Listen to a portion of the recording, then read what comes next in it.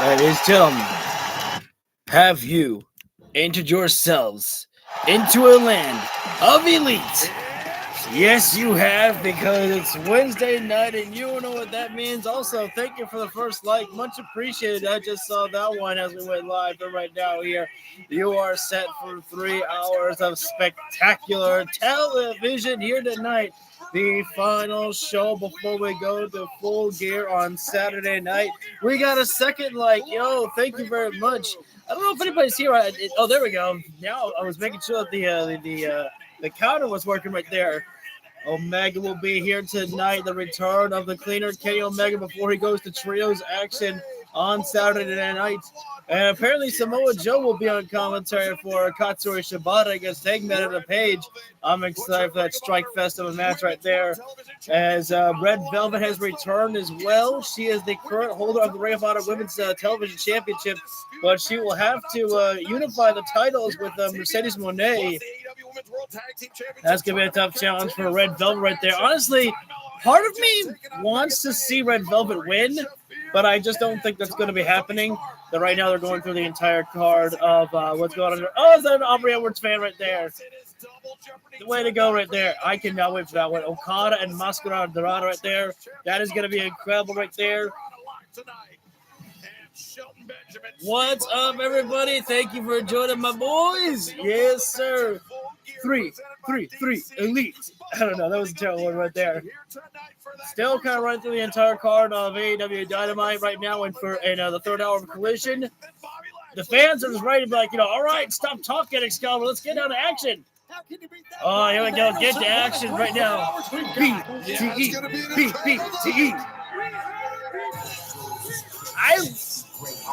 I tell you guys, I just want to say this real quick. I woke up this morning in such a good mood because I'm like, man, it's Wednesday night. I'm already ready, and I can't wait for it to be freaking Dynamite right now. And here we are. And everybody's excited right now, too, as we're starting off with Bobby Lashley and Ricochet here. Now, I believe this is to determine who's going to be the number one participant in the Casino Gauntlet Battle Royal. And it's honestly actually quite exciting, different, because usually if we're talking about like the Royal Rumble, you always want to be the last person in to have your best chance of winning. Whereas the Casino Gauntlet, you want to have your best chance of being the first man in to get there. As always, thanks guys for being a very interactive chat right there. Just chat with me and chat with everybody in the chat right there. I like to see that interactive community that we have there. Bobby looking swole, my bro, always looking great right there.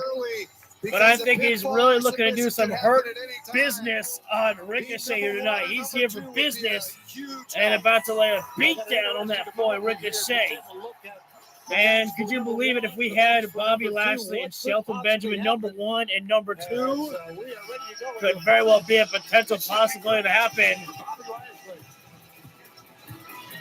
Ricochet to enter next here right now. And of course, Ricochet bringing down the gates of agony by his side right there. A smart strategy by Ricochet. He's going to need all the help he can get here when he's taking on the Almighty in this matchup here. It's going to be power versus speed here. Just when you thought it was over, we're here for some bangers. Oh, how y'all? We're here for some banger after banger. 3 hour specialty of bangers. Hell yeah. I'll drink for that. I love Ricochet's. It's great. I actually do love it. It's quite catchy.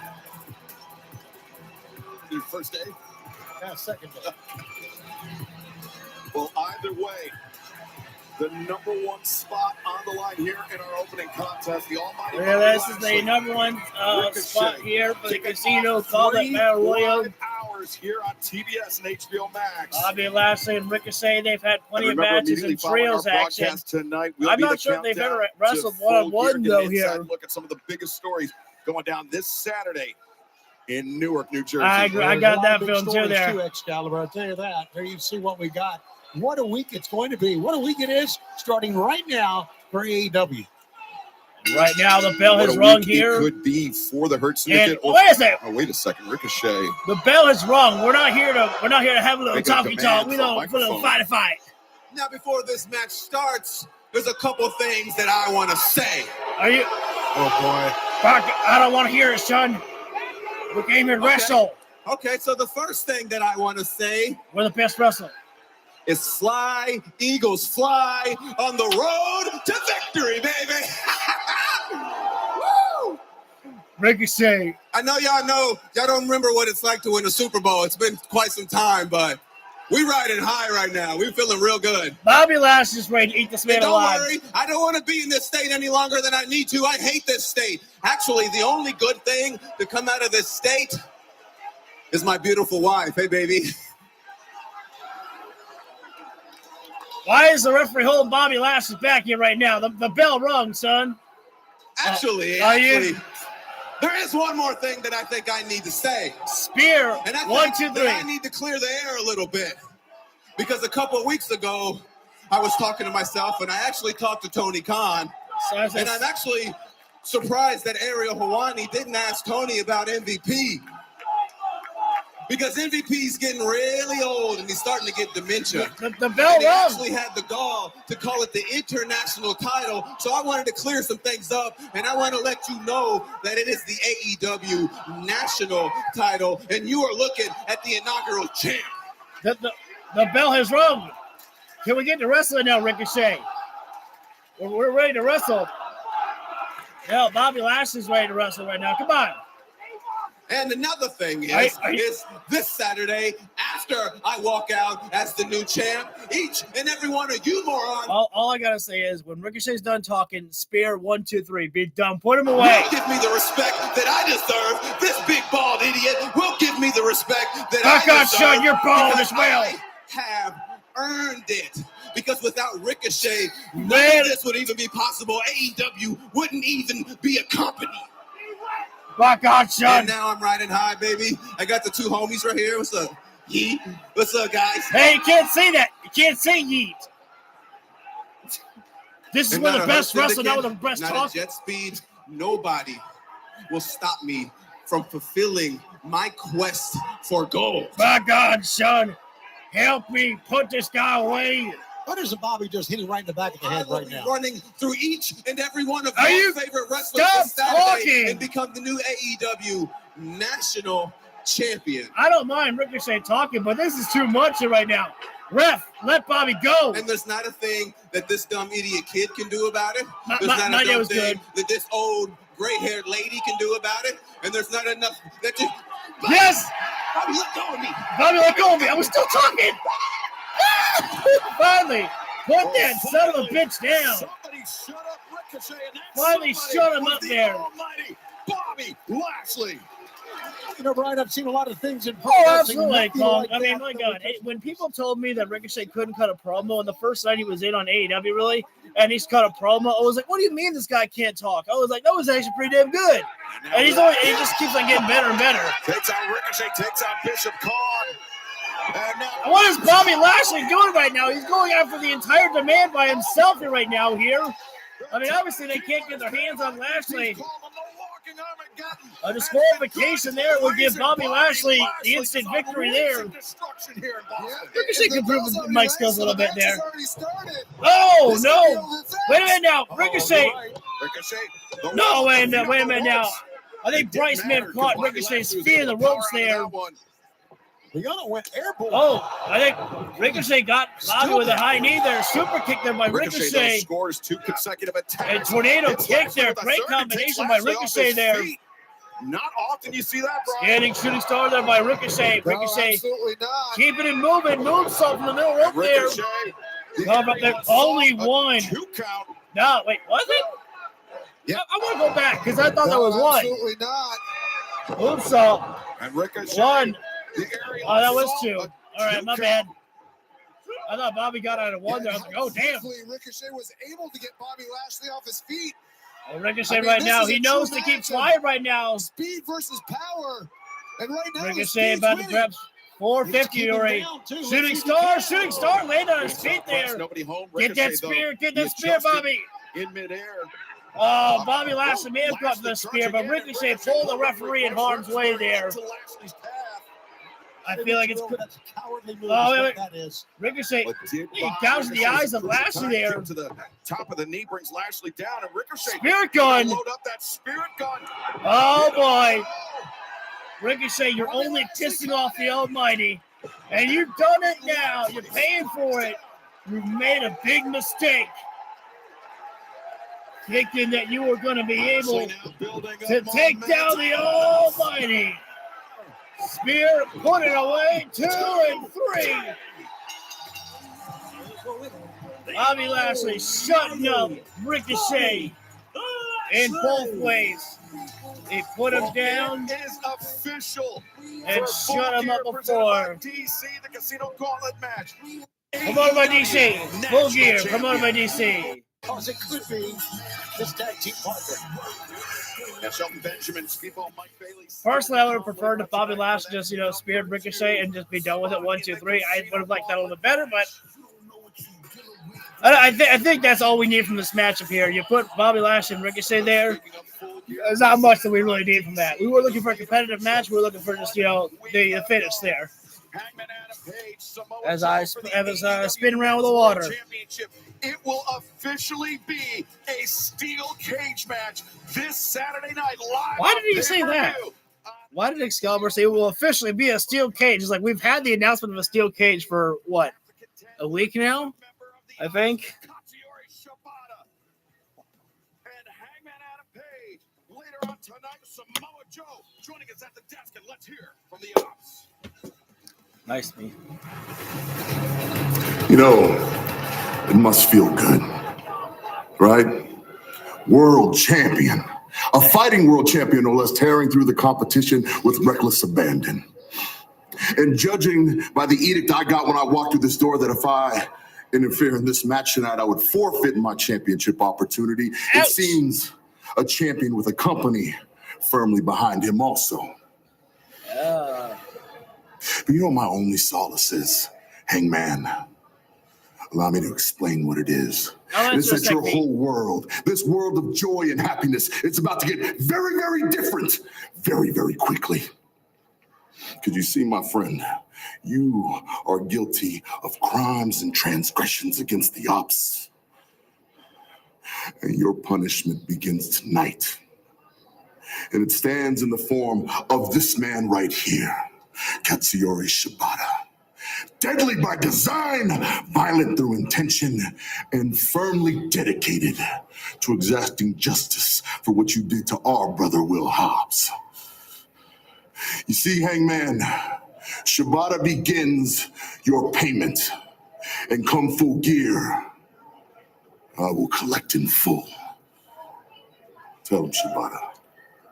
Hangman, びっしりしていくからな。いいじゃん。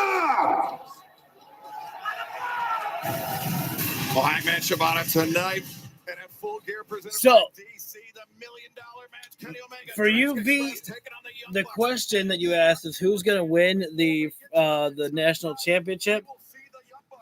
I actually had I listened to a podcast named Solo Monster Sounds Off, and he made a prediction of Jay White, and I actually really like that idea of Jay White winning the championship. Because again, the Casino Gauntlet, it doesn't have to be the people that we already know. Go ahead and make anything that you prediction that you may have. I miss Sheeta too. I think Sheeta. I can imagine emotions are running high. Full Gear just around the corner. You guys are in a 6-man tag team match in mere moments. But the question everybody wants to know: are you joining the Don Callis family?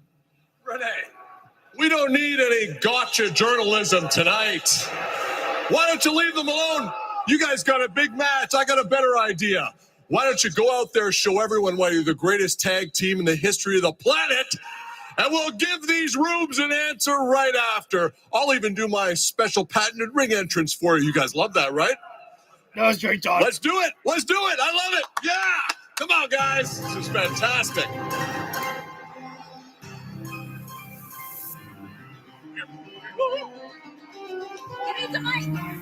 He needs a mic.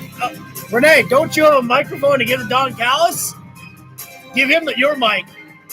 or she's very protective over her microphone. Will the Bucks join the Don Callis family? Gentlemen, it is my pleasure to introduce to you today the multiple-time World Tag Team Champions, the greatest tag team of the last 1,000 years, from Rancho Cucamonga. They are Nicholas and Matthew, the Young Bucks. Woo! Don Callis paid money for that EVP title right there. Don Callis really breaking the bank. When you want to go big to try and get Matthew and Nicholas Jackson, you make sure that you pay off everybody. You pay off the pyro guys, you pay off the graphics guys, you pay off the sound guys. Don Callis going above and beyond right there. He would love to capitalize AEW Tag Team Gold around the Don Callis family. But if you guys did not see my Collision live stream, I actually made a bold prediction. I said that Mark Briscoe was going to win the TNT Championship at Full Gear, and I think that Kyle Fletcher and Mark Davis are going to go for the AEW Tag Team titles next. Will the Young Bucks join the Don Callis family? No. I don't know if we're going to have an answer for them. For the Don Callis family, I think that they might go with a maybe tonight, and Don Callis will settle on that. And then they're going to join back up with Kenny Omega at Full Gear after Omega and the Jurassic Express win the $1 million match, and Kenny Omega gives them the money to try to satisfy their needs. What's Don Callis up to? Don is definitely just trying to do what he can to just,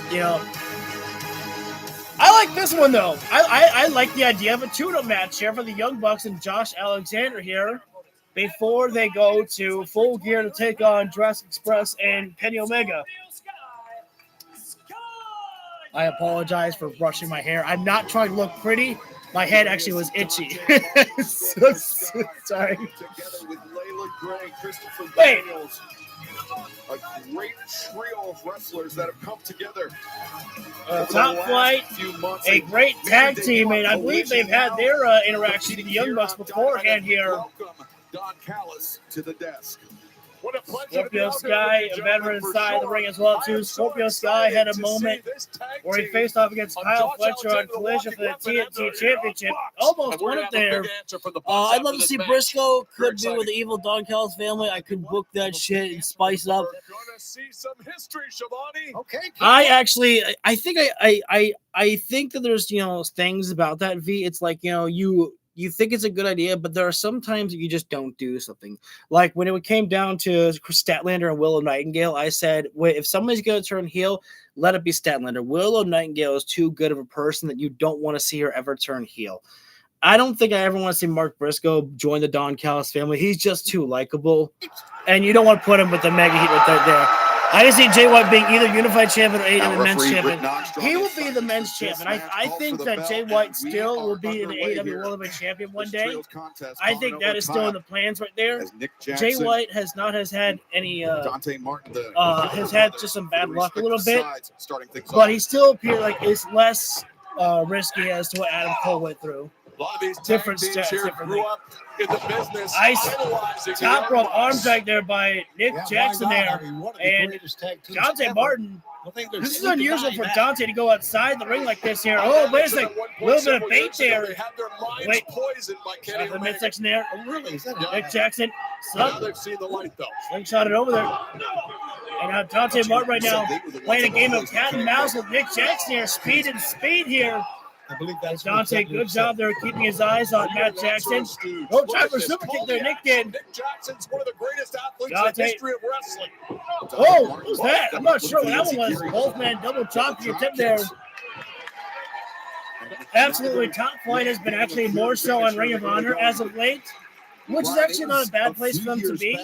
Ring of Honor is a good place for people to, for the younger for the young kids to be up there to keep getting in there. But it's good to make sure they let the guys from Ring of Honor come on AEW as well. But Josh Alexander's made a blind tag right there. This is not exactly how you build good chemistry with the Young Bucks heading into your match in the Full Gear here. As Darius Martin now the lead man on his team. Josh Alexander, nice switch there. Waistlock control there. Classic wrestling takedown there. We saw that in the opening exchange. Love to see that one right there. Remember what Okada said, decision time. And then if they don't have a decision tonight, Okada may call them a couple of bitches. Great timing there by Darius Martin. There's Darius uppercut there. Back in Josh Alexander in the corner. And great blind tag there by Dante Martin there. Nice leap in lyric there by Dante. Snap with the suplex. And now Dante, Tope Atomico there. Scorpio Sky said, hey, let me try. Oh, no, Tope crossbody. Scorpio Sky. Wait a minute, three-way dive. Oh, man drop, one-handed slam dunk.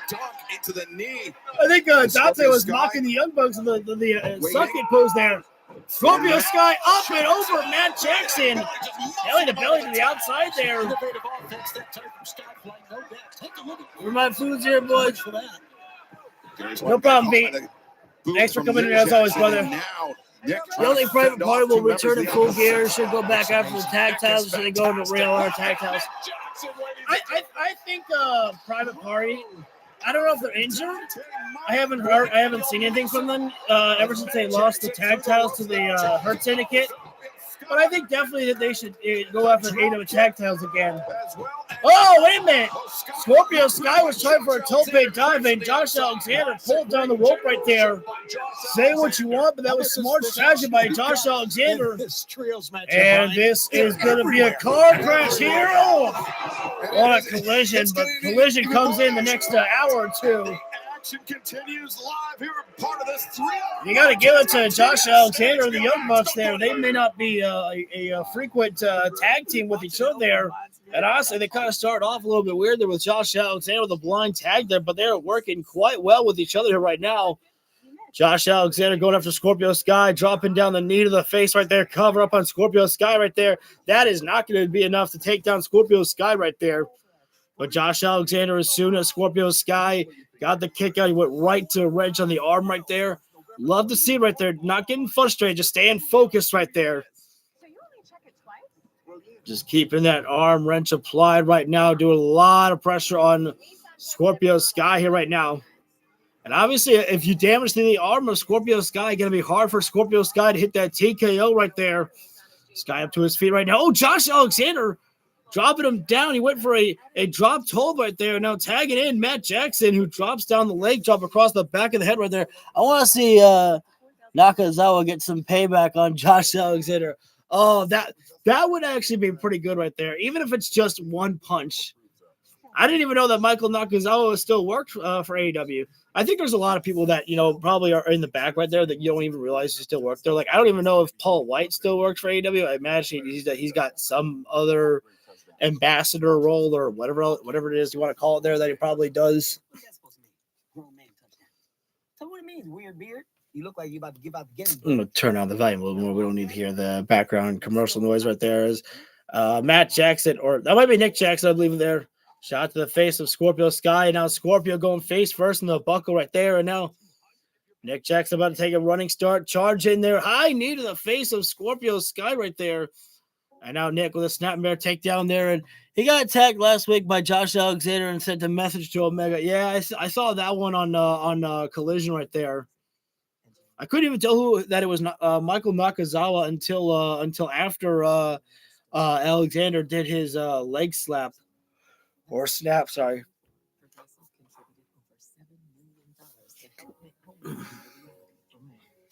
Scorpio Sky with a couple of forearms right there. Oh, Nick Jackson with the wheel kick right there. And now a tag being made and into Josh Alexander. Josh Alexander right now is picking up Scorpio Sky here right now. I'm not sure what he's waiting for here. About to drop down Scorpio with a back breaker right there. Just keeping it slow and keeping it effective right now here on Scorpio Sky. Knee into the back there, and then one stomp to the back right there. And now another, I can't tell if that was a blind tag or not there by Matt Jackson. Now tagging and Nick Jackson here. It looks like it's going to be a double team from the Young Bucks here right now. Scorpio Sky has got to find a way to create some offense or defense to escape this offense by the Young Bucks here right now. Boston, Massachusetts. If you can't stop the Bucks, you're in big trouble. Taking on the team of Skyflight Scorpio Sky. This is down inside the I think Don Callis needs to talk to Josh Alexander here right now, because this is bad here right now. Here, the Bucks were calling for a super kick party, and Josh Alexander made the blind tag there. Whoa, running forward there, Josh Alexander. That one was. $1 million doesn't make you rich when you're in the Don Callis battle, but it's a good start. This is not a good sign here for this is it. That's right. Heading into the $1 million match this Saturday at Full Gear, presented by DC. Josh is the captain of the team. Scorpio Sky, too. Don's got to get in there talking to Josh Alexander here right now. He's going to ruin the whole thing for the Young Bucks. Darius Martin. Darius dropping down both Bucks there. The Bucks off the apron. Leap up there. And you notice the Young Bucks in no hurry to get back up on the ring apron there to try to lend a hand to Josh Alexander. However, I think Darius Martin making a mistake right there with a tope dive to the Young Bucks. That's just going to piss them off right there. They were already not in any hurry to get back up there. Just leave them alone. Let the Young Bucks decide whether they want to get involved or not. Darius Martin right now. Saturday, as we mentioned, here presented by DC there. At the Prudential Center. Line tag being made by Dante Martin there. High commentary. It's Thanksgiving Eve Dynamite next Wednesday. The Pinnacle in Nashville, Tennessee. You can join us. In the top flight right now, I've got Josh Alexander up on the middle rope here. Looking for a double back suplex off the top there. Indiana. Great seat still Josh Alexander trying to find his footing, but taking too long there for him by Dante. Great fans. Darius has got him up in the powerbomb position. What is Dante Martin going to do here? A lot to go before there. Oh! Powerbomb moonsault drop, cover it up there, and the Young Bucks did save the day there for Josh Alexander. Scorpio Sky. Incredible. Oh, wait a minute. Oh, no. Brother attack, brother right there. Cut it by Scorpio. Taken down. Whoa. Oh, Jesus. That was pretty good by the Bucks there. By the spear and then the super kick party mode activated here. The Bucks clearing the ring of the opposition. The Bucks are so innovative. And the BTE trigger. Wait a minute, Dante, the escape. I have missed seeing top flight on Dynamite here. Oh, Dante right now. High topping swanton dive. And it's all alone. Josh Alexander all alone. Dante springboard crossbody covering up there. Whoa! How did man? For Skyfly. This close. He grabbed the leg for the pin, and he wasn't even finished the maneuver. Man. Very, very slick by Dante. That was a very close call there. Josh Alexander. I don't know how the hell he got out. I would consider this a huge update. Huge upset if he could pull. I think Tony Khan may have just gotten recognition that people want to see Dante Martin back on AEW more. Ankle lock there. Josh Alexander's been this Josh Alexander, and I love it. But Dante rolled forward. Alexander spills through the I believe that is Matt Jackson right there. That would have been over. Charging start. Get caught in the corner. Dante. Wait, wait a minute. Josh Alexander actually got some assistance to the Bucks into the Meltzer driver. Incredible. And that has got to be it. Alexander. Josh Alexander doesn't want to take the Young Buck victory. He wants to take his own victory with the ankle lock on Dante Martin there.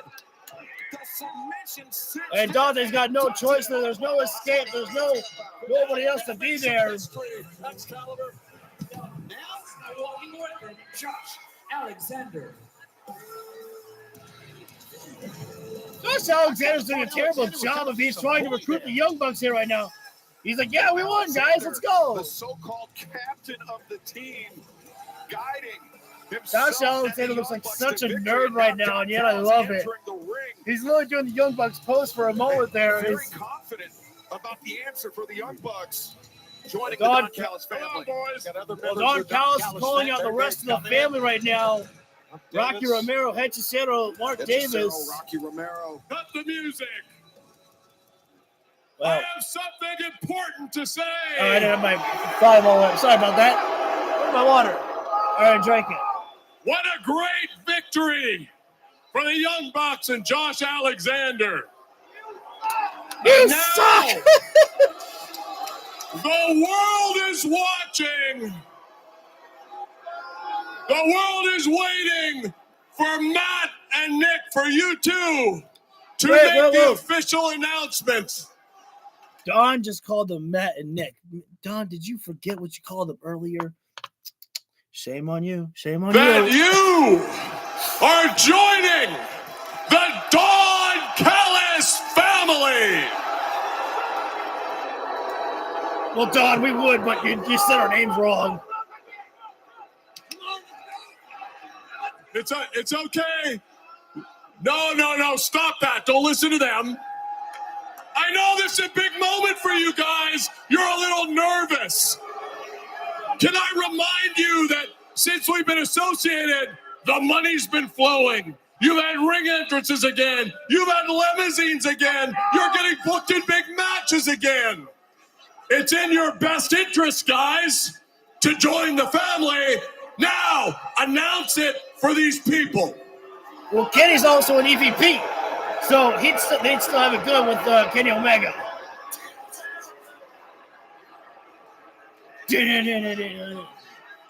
Okay, guys, look, I just want to remind you here that AEW can be a very dangerous place. That's true. The two of you walking around AEW without a family, bad stuff can happen. You know what I'm saying? I mean, I would hate to see happen to you what happened to Kenny Omega. He's threatening here. Threatening the Bucks is what he's doing. Oh, really? I didn't remember that. I figured because Kenny didn't abuse his powers, I must have forgotten that. Thank you for reminding me that, buddy. Will be returning here tonight, and he has returned. Omega's already calling down members of the Don Callis family. Steel chair in the midsection of Rocky Romero. Boot to the face of Mark Davis. Chair throw to the face there. Omega pulled out a little Sabu, and now Omega's got his hands on Josh Alexander. Getting revenge for what he did to Michael Ozawa. The Young Bucks. Now being restricted. Young Bucks trying to Jackson and his former friends. And the Young Bucks trying to calm down Omega here. The ankle lock here right now. And of course, that's when Don Callis returns to the ring. Come on, guys, put a stop to this here right now. He needs to get out of this. Brian, Josh, let him go. Let him go. Let it go. I have something better in mind. Guys, this is the announcement we've been waiting for. Oh, no. I want you to grab him. You don't have to say you're joining the family. Show me. Grab him and give him this, guys. Give him the BTE trigger, not the BTE trigger.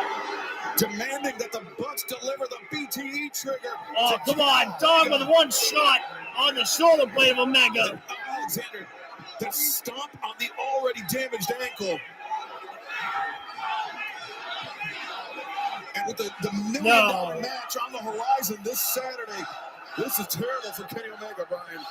Absolutely. Come on. You can still see him clutching his calf. They wouldn't. There's definitely damage to that Gripping his ankle. wrist there. Kenny's on his knees, bleeding. And they let it go, though. They let it go. Will they or won't they? Will never know. As Jack Perry's got a shovel.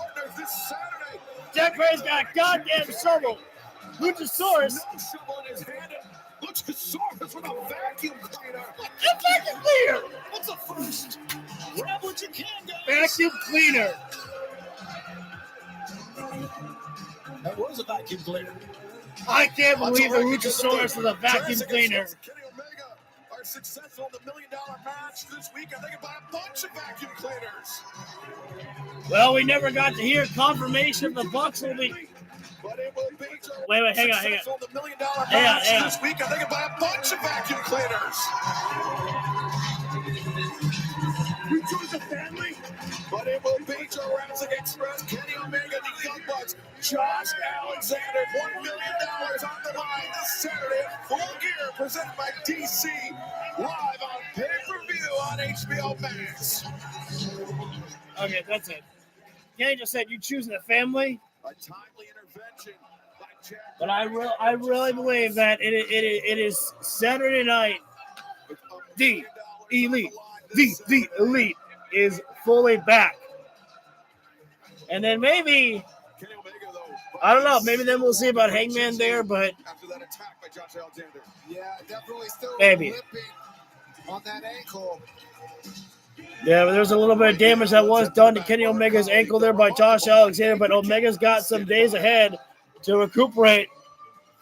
I'm joined by the Babes of Wrath. Ladies, you're headed into the semifinals of the AEW Women's Tag Team Tournament.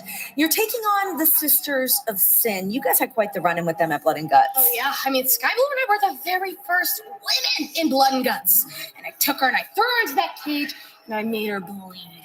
But she was still smiling. Yeah, isn't that your thing? Yeah, maybe I didn't hit her hard enough. Maybe I didn't make her bleed enough. But after our semifinals match, we're going to be the only people smiling. That's right, because we are fun, excitable, and bodacious. And because of that, some people might not take us seriously, like Athena and Mercedes. But how did that turn out for them? Because yes, we love what we do. But what we do is fight the best women in AEW, and we claw, and we scratch, and pull. And we are going to be the first ever AEW Women's Tag Team Champions. Who are we? Babes! And we have Wrath! Babes of Wrath! Babes of Wrath! Babes of Wrath! Good luck! I love it.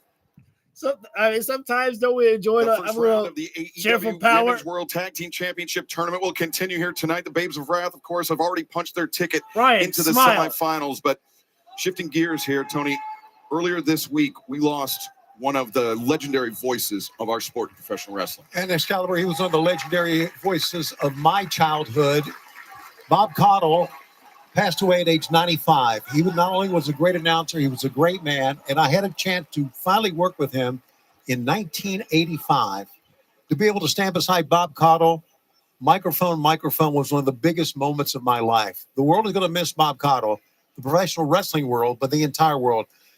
Our best goes out to his sons, Bob Jr., Mike, and his daughter, Lisa, and everyone who knew Bob Caudle. What a great person. If there is ever a Wrestling Hall of Fame for announcers, Bob Caudle should be the first name on the ballot. Rest in peace, Bob. Well, that was cool right there.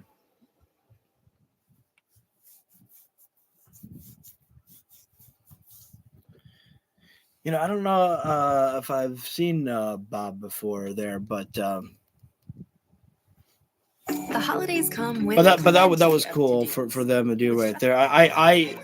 I can tell now why the situation was a little bit called for frowns, to put it lightly there. Welcome back, V. The only thing that you missed, my man, was the fact that the Young Bucks did not officially give their answer whether they're joining the Don Callis family. Kenny Omega came out. He got attacked by Josh Alexander.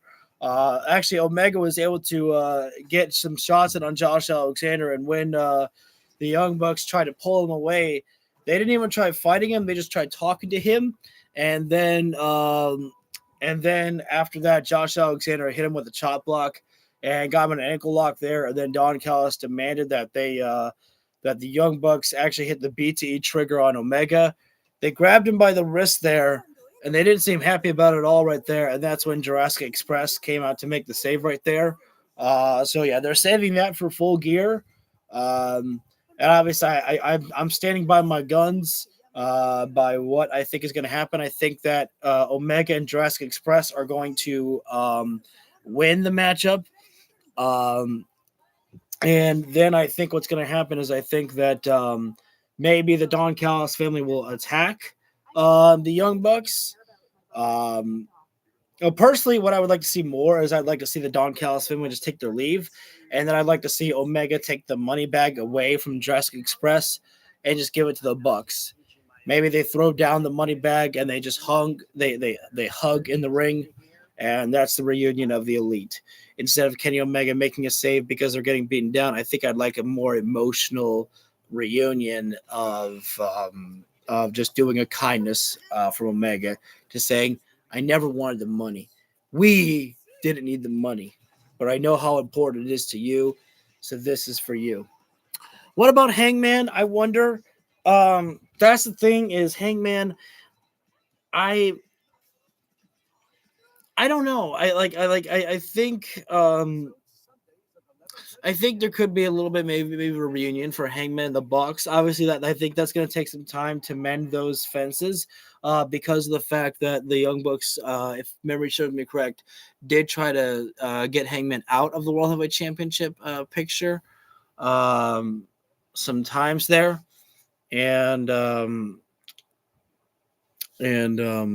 but I think mostly. I think mostly that Hangman can focus on his own things for the moment.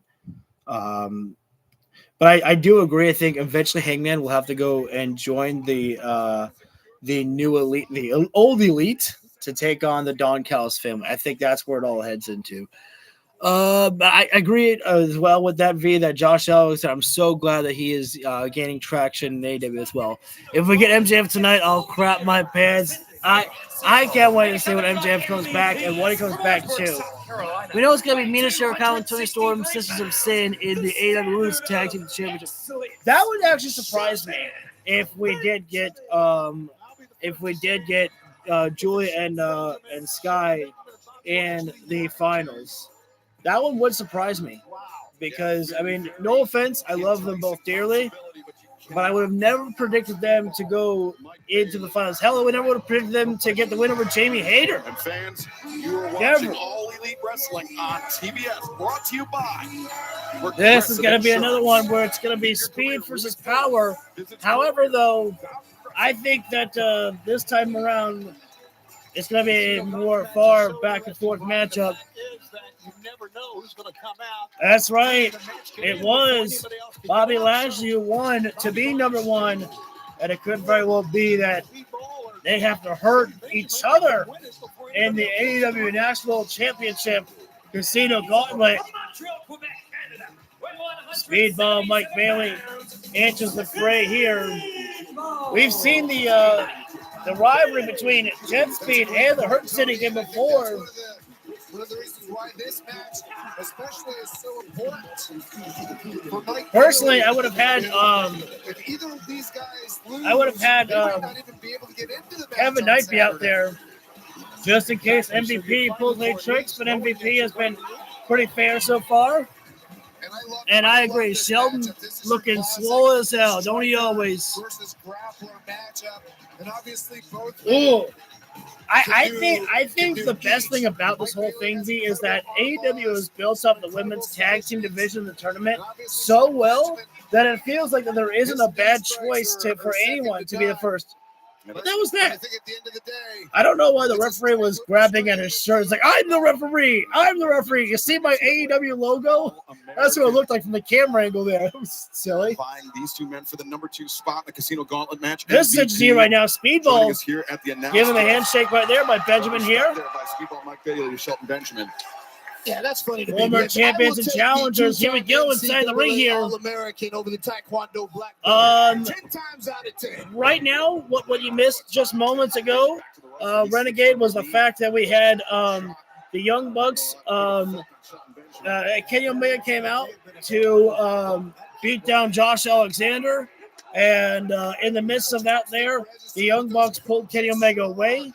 Josh Alexander attacked Omega from behind, and the Bucks were hesitant, but had the hands of Omega gripped for the BT trigger, and then Jurassic Express made the save. And the Young Bucks did not make a decision whether they joined the Don Callis family. Rome wasn't built in a day, but AEW has built their hard work in that division. Absolutely. 2025 has been the best year, I think, for the women's division. Absolutely. Oh, Speedball. Good save there by Speedball. Benjamin runs into the steel post there. And now Bailey attacking Benjamin. Damn, with those kicks to the arm that went into the kicks post. by Speedball. Speedball right now working a different style right there, trying to Kimura Benjamin. What he may have done wrong right now being outside there with Benjamin. When Benjamin likes to hurt people outside you right now. This is the first time they're facing off one-on-one here. Not their first time facing each other. They've been in tag team matches.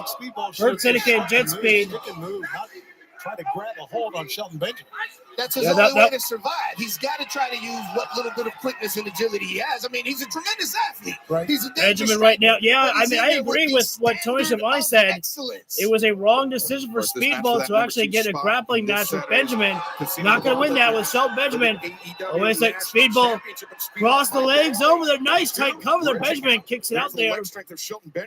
Oh, drop kick to the knee there. Out of the pinning predicament. Now Bailey steps over. Absolutely. What I've loved about Mike Bailey is that what I've been loving a lot about the new talent that comes into AEW is nobody's getting pushed automatically to like a championship there. You know, these guys are, working their ways up. And Speedball, I would have never thought putting Mike Bailey with Kevin Knight there, but these guys work great, and I love them as a team. Cross armbar there by Speedball, Mike Bailey. Oh, where's that Benjamin? The ankle lock. We've seen how effective the ankle lock has been already tonight there. Speedball rolls it through. Benjamin goes charging in there. Benjamin's got to be careful. You can't play the game of Speedball Mike Bailey because you get wound up kicked in your face there. Speedball Mike Bailey right now. Going to take the charge run. Tope Suicida. Benjamin caught him in flight. Oh! Plants him down with a body slam outside the ring. Ain't much protection on that right there, and still hurts like hell getting slammed on those mats right there. Trust me, I know. I've had it happen to me before. That was an easy way to really hurt your back and cough up a lung. As right now, Benjamin grabbing at the hair of Speedball Mike Bailey right there, trying to bring him up here. As Benjamin throws Mike Bailey into the steel stairs right there. Benjamin just has so many ways that he's able to deliver damage to you outside the ring. He slams you in the ring apron, slams you in the barricade, now slams you into the steel stairs. It looks like Shelton Benjamin going to try to put this match away here right now with a count-out victory here right now. Just going to allow Mike Bailey to give the end here right now. And it's actually kind of a smart strategy right there by Shelton Benjamin, because you still have the Casino Gauntlet Battle Royal on Saturday night there. You need to put this match away as quickly as you possibly can right there, especially since Shelton Benjamin knows who the number one participant is going to be. It is going to be Bobby Lashley, and Benjamin knows he would be in for a long haul with Bobby Lashley if it should come down to the two of them to be the first ones out there. Benjamin, though, just moments ago, tossed Mike Bailey into the corner as Mike Bailey went hard in the corner, bouncing off the turnbuckle and then dropping down. Chinlock applied. That was actually kind of weird right there. I thought maybe Mike Bailey was tapping there for a moment. Mike Bailey getting trapped in the chinlock applied by Shelton Benjamin here right now. Very tight grip there by Benjamin here. Again, so easy to pass out from a submission like this here. You have control over your opponent, and you're just struggling to get up to your feet here. Mike Bailey should probably have just, searched for the ropes right there. He was close to them, but up to a vertical base right now. Mike Bailey has a couple of shots at the midsection of Benjamin. As right now, Benjamin high back body drop, taking down Speedball Mike Bailey. I don't remember if we already got a 3 like there. So in case I didn't say it, thank you for the 3 likes. Much appreciated there. I lost track moments ago there. This whole picture-in-picture break has been full control by Shelton Benjamin. Almost got the win off of that back body drop right there. I wonder if anyone's ever won off a back body drop before. Oh, that one's a little bit disrespectful there by Benjamin, slapping the back of the head of Speedball Mike Bailey there. You shake the man's hand at the very beginning of the matchup, and now you throw some disrespect in his face right there. Or maybe that's Benjamin trying to psych up Mike Bailey to ask him to bring the fight. Big time hop up there. I always say, strong step. playing with your food, man. Stop playing with your food. MVP brings him out. Here and go eat. Your calendar clear for Benjamin, Full knee Gear. strike to the midsection of the Casino Gauntlet match this Saturday at Full Gear, presented by DC. We'll see the winner. I believe so. AEW National So far, Champion, and the Casino Gauntlet match so is good. a match that can end at any time, Brian. That is why Speedball Mike Bailey just got a drop kick on Benjamin right now. Yeah, absolutely. Yeah, the time is now. Speedball's got to get up to his feet here. Right now to take advantage of that, be the number 2 spot in that Oh, Casino Gauntlet spin match. kick to the midsection. He has to stick and move. Keep on kicking away right there.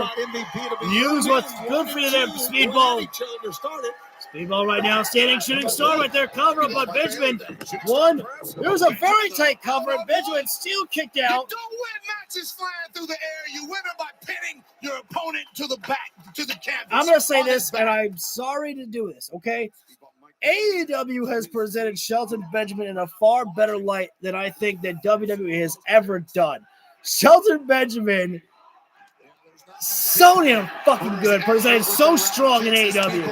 Yes, he takes some matches, he takes some losses sometimes, but I'm just so appreciative of Benjamin being treated so great. No, I see the arm clearly. Cross arm mark. Yeah, it's bad at the elbow. But he's fighting for it. I don't understand why Speedballs keep trying to utilize these grapples here on Benjamin here.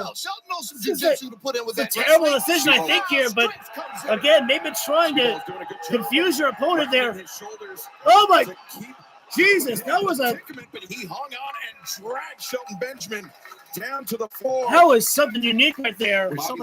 Bobby Lashley's already earned that number Sheldon 1 Benjamin had Speedball up, and Speedball still had the cross arm bar while he's on the shoulder right there. They went crashing into the ropes right there, and I thought that Benjamin's arm may have been ripped out of his socket or something there. Speedball right now. Wait. Benjamin tried getting in there, and both guys are trying to break the count here. One of the best strikers here at AEW. Sure. But he's in the ring with the standard of excellence, Shelton Benjamin. One of the greatest of all time. What happens if we get a draw, guys? Do we go into both men go? Oh, Benjamin got hurricaned right into the barricade. Shelton Benjamin, I think his head may have DDT! Definitely bounced off. I don't even know if the referee's counting anymore here. Well, referee go outside and check on Benjamin. And referee, it is referee's discretion right now. Speedball pick Shelton up and get him in the ring to win. Well, he doesn't have to. Referee has win been this match by count out, and he'll still be the number 2 Speedball, person in that casino. Smart strategy again. You don't know how long the Casino Gauntlet Battle Royal is going to last, and you need as much time to rest for Saturday before you can get there. Right now, the match is on Speedball Mike Bailey against Shelton Benjamin. Thank you as well for that beat. Oh! Benjamin stumbling up to his feet, trying to clear the count. Hey! Benjamin, I'm not sure if he realizes how high the count is. Oh, Benjamin broke it! Cross kick by Speedball! From Speedball Mike Bailey. Mike Bailey, top rope. One more time. Mike Bailey to the top. Standing himself, shooting star, beautiful execution there. 1, 2, and Benjamin gets out. It'll take a lot more than that to keep Shelton You Benjamin might out. not be wrong about that, Hassan. You may not be wrong about it. That's impressive, man. It's really impressive. And for 98% of the roster, that would have been the end of the match. But we're talking about the standard of excellence. Yeah, it's very hard to keep Shelton Benjamin's shoulders down for a count of 3. Speedball kick the chest there. You would almost have to knock him out. Benjamin sitting up like the goddamn Undertaker. I agree, man. Bailey. Oh, the moonsault, knee drop. Flip and knee drop the cover. Benjamin still got cross armbar again. Speedball is relentless. He wants to make Benjamin tap out. But what do you think of this armbar right here? The elbows to the side. Oh, I love it, B. And the shooting star press is my favorite diving move there. For a nominal fee, I can work with Speedball on his grappling. His striking is impressive. His aerial attack's great. His grappling needs lots of work. Oh, Benjamin just said, "Hey, gravity, do the work." Shelton just said, "Get off me!" Oh, Nobody home in the wait a corner minute. for Speedball. Benjamin. Roll up there, roll it up there. Pulls him up, too. Benjamin getting out again there. Again, using the power of those legs to Super kick! 1, 2, jump! Well, the shoulder was up. What? Paul Turner. Referee Paul Turner. What the hell's going on here right now? What is happening? MVP thought that was 3. Yeah, the fans thought that was 3, but Paul Turner saw a bit of space. Paul Turner noticed something that Turner. He's called it. I'm sorry. I have to go. I want to go back and see this. I don't.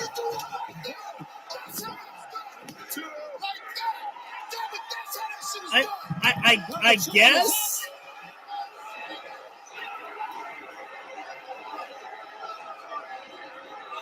Paul Turner. Referee Paul Turner.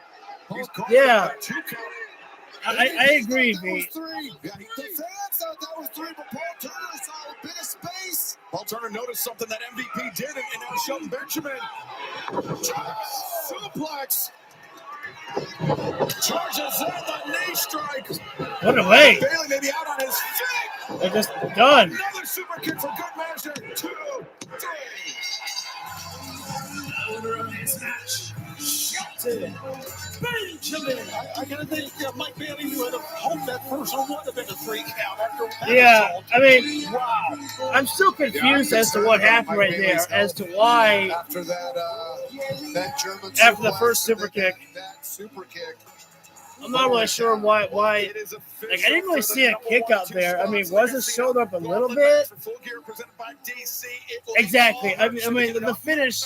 It's not like that they changed anything. It was German suplex, super kick.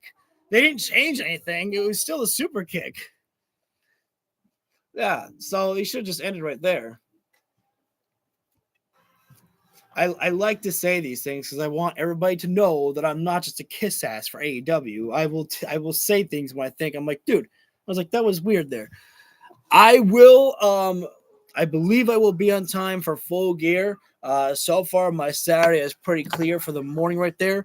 It has been a little bit difficult for me to be able to do the AEW pay-per-views as of late because of the fact that sometimes they've been coming on earlier, so I've not been able to do them.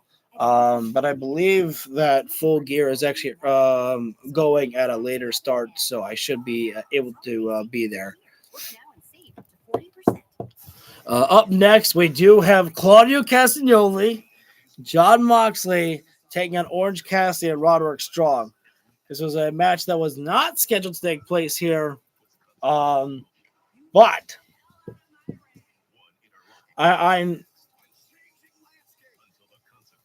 I'm curious. I am curious because again, there is nothing scheduled. There is nothing scheduled for Jon Moxley at Full Gear. Nothing is scheduled for him at Full Gear. The only member of the Death Riders who has a match scheduled is Pac. And that's it. So I'm curious. What I really want to see is I want to see Jon Moxley in trouble. Yeah, well, I don't remember if he called him up for a match or if he said they think this is over. The conglomeration think this is over. It's not over. It's not over. And I was like, well, what more are we gonna do? We can't have a blood and guts match. We just did that. Anarchy in the Arena is like, I don't know. I wouldn't hate it, but. I think what could be great is if they are going to do another singles matchup. If we do see Mox and Kyle O'Reilly again, I think that it should be a submission match. Really fucking hammer it home that you win. You have to make him tap. You couldn't get the job done at Blood and Guts. I almost said War Games, sorry. You could not get the job done against Darby. You couldn't do it against Kyle. Get it done now.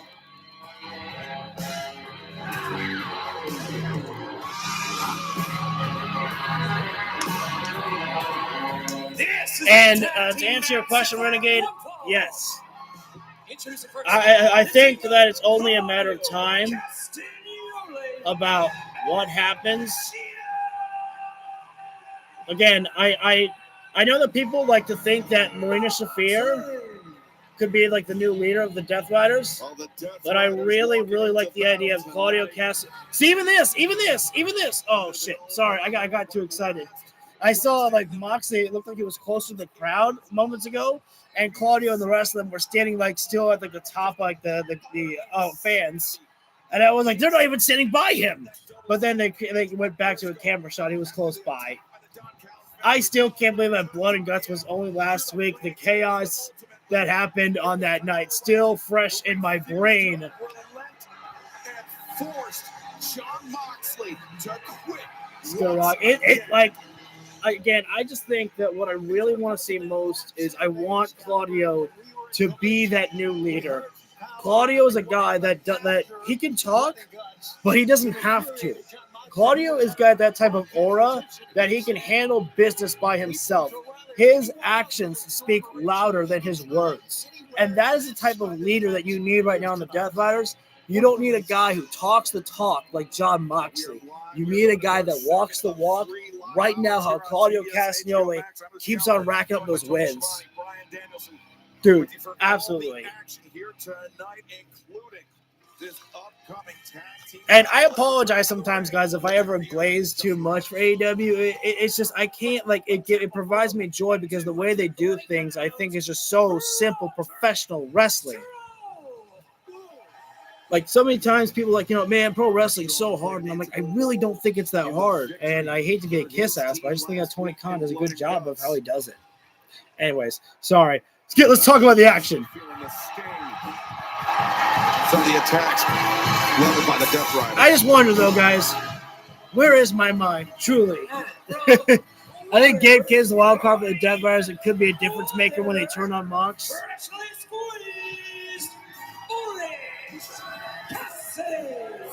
Gabe Kidd is definitely that wild card that he's the last resort need that you call down.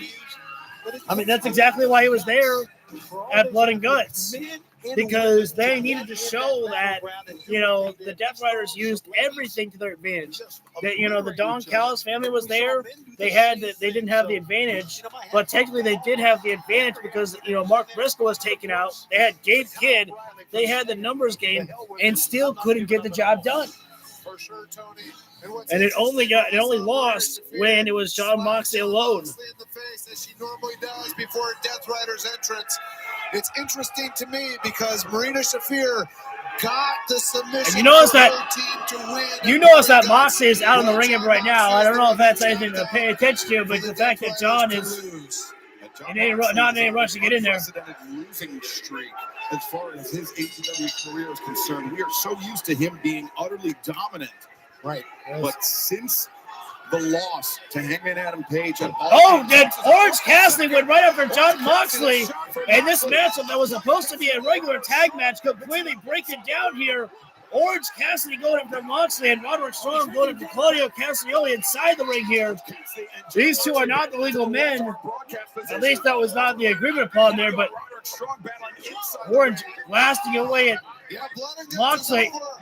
But the disagreements between the conglomeration and the Death Riders sure hurt. They were talking about the losing streak. The midsection there by Strong right now, and Moxley battling back against OC right now. He doesn't give a damn. He just goes out the next time and tries to win. Claudio tries to beat you down. Tosses Strong late. Tried for lyrics there. Riding with a nice drop kick there.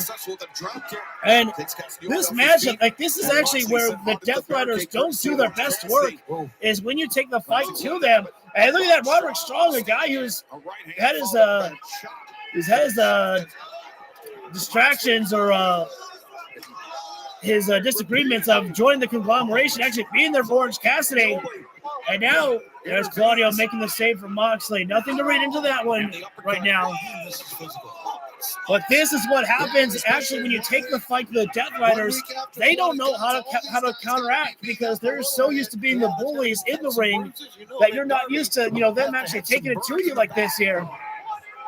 Now Moxley, the legal man in this matchup here right now. Yeah, 100%. Moxley step in for him there to Roderick Strong, and now shot to the back.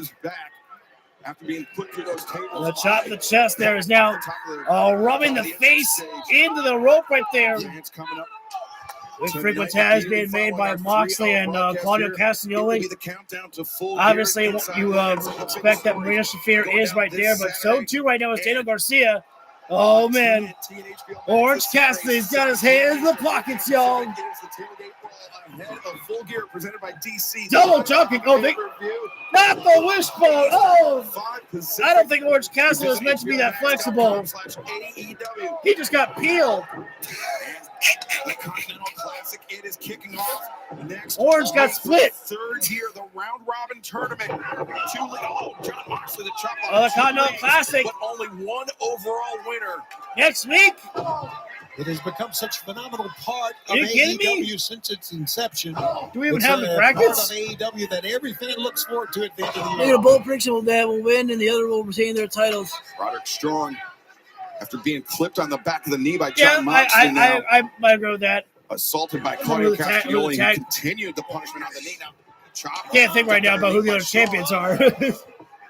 But Ryan, if Roderick Strong, if he can't plant, if he can't pivot on that leg, those chops become Moxley rushes in Lariat there. Orange got squeezed. And this is a chance that John Moxley is going to have to get used to, is the fact that fans, Orange Cassidy will not go. These guys have not gone to their corner around the world DDT by Orange Cassidy. And now Claudio sending Orange out. No. Orange, I was going to skin the cat right there. And now, onto the ropes. On there. And now finally Orange Cassidy is in his corner right there. Makes the blind tag there. Roderick Strong. And now high cross body, but you can't go for a cross body on a powerhouse like Claudio Castagnoli. But you shouldn't try to suplex Orange Cassidy.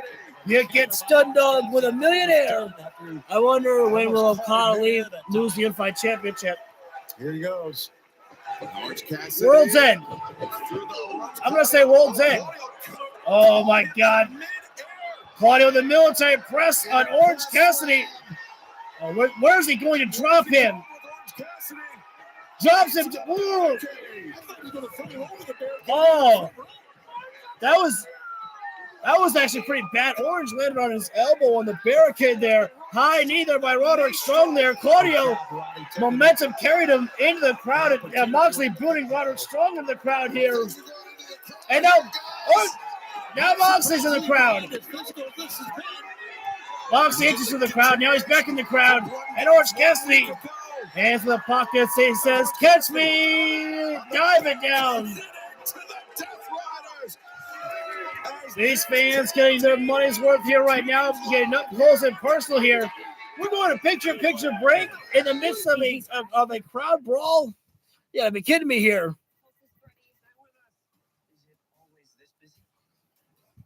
We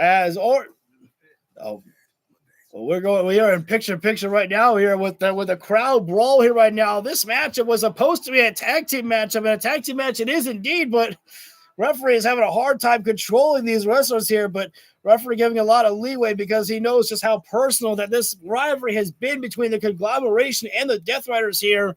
Sorry, the conglomeration and Roderick Strong.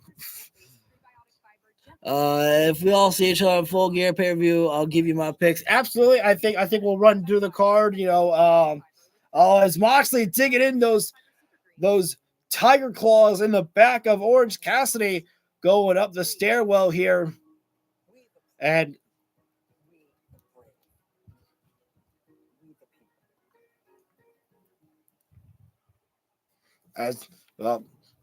Roderick Strong sending Claudio back into the ringside area here. Meanwhile, Moxley and Orange Cassidy still battling out with each other. What's up, buddy?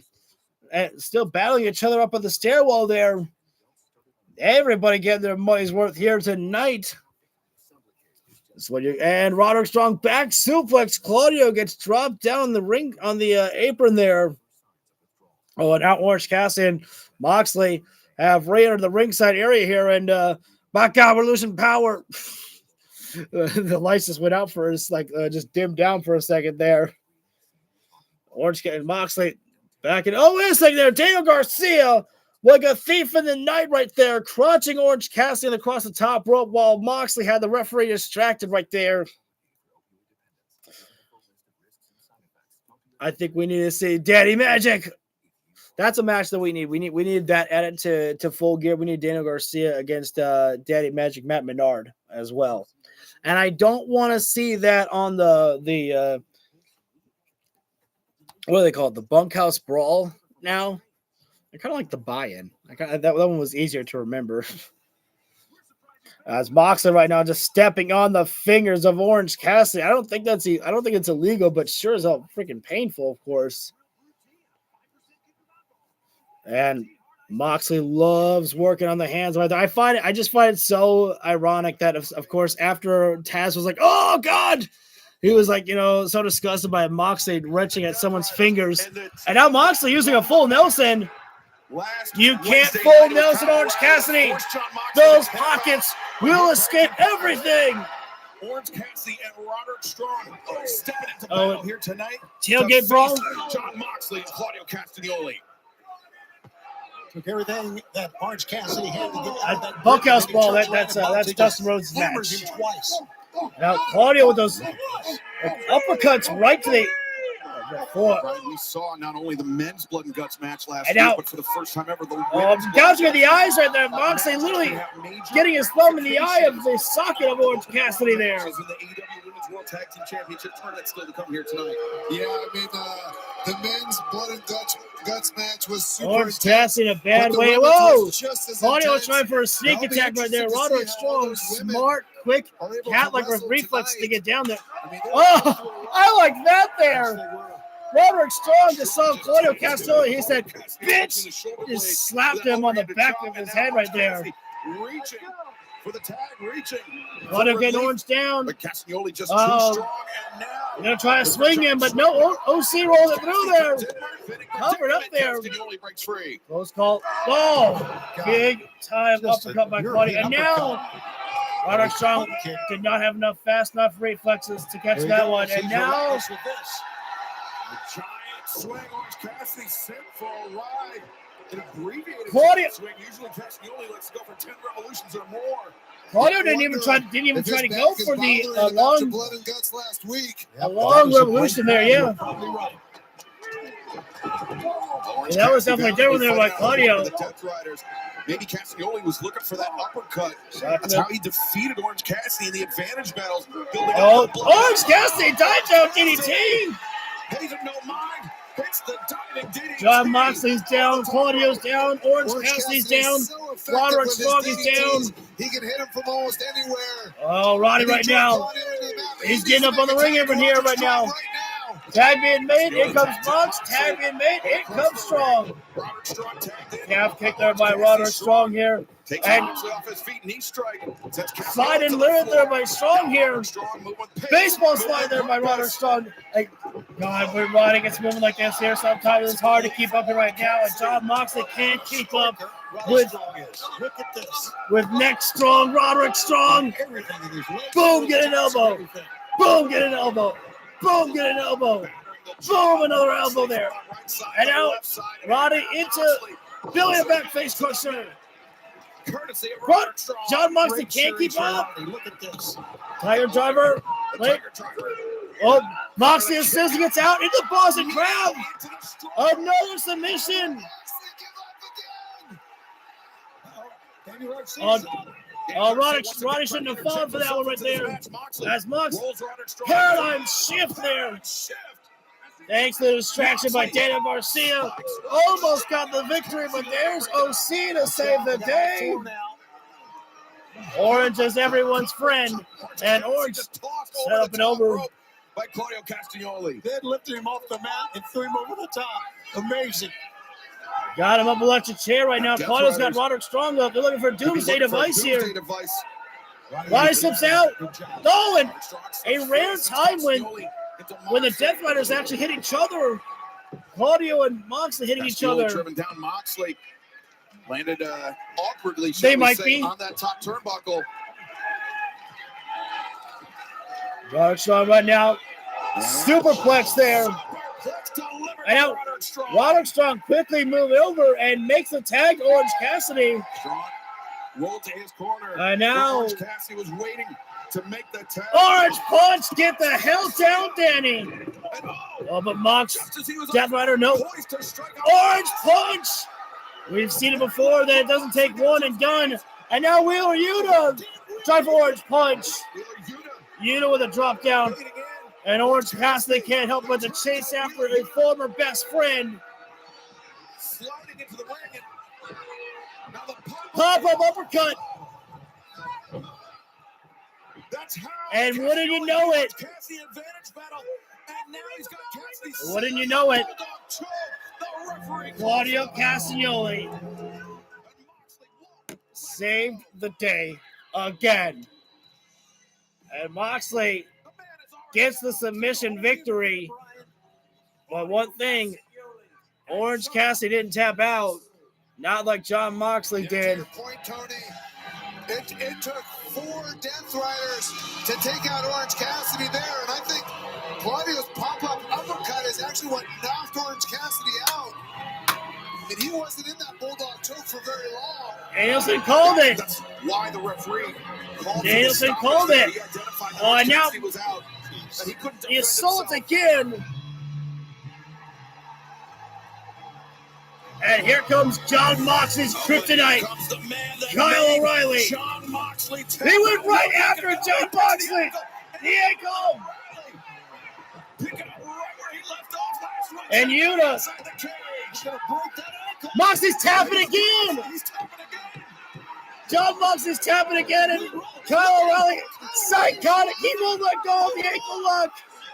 This motherfucker. Yuta and Garcia now, finally their combined efforts. He still got the ankle lock. And Garcia and Yuta sent to the floor, courtesy of Roderick Strong and Orange Cassidy. John Moxley's ankle is broken. John Moxley just trapped in the grip of Kyle. He can't even escape. Anything like this, Kyle O'Reilly would not be deterred. John Moxley is paying for every bit of his sins that he has committed upon AEW. John Moxley may be dealing with some permanent damage, courtesy of Kyle O'Reilly. Again, I might be reading too much into this, but guys, again, you cannot tell me that the Death Riders are not looking into this. That they don't see the damage Moxley. John Moxley, as he got out of the ring, he wasn't even able to walk. He collapsed. Like right now, I'm trying to read the room here right now.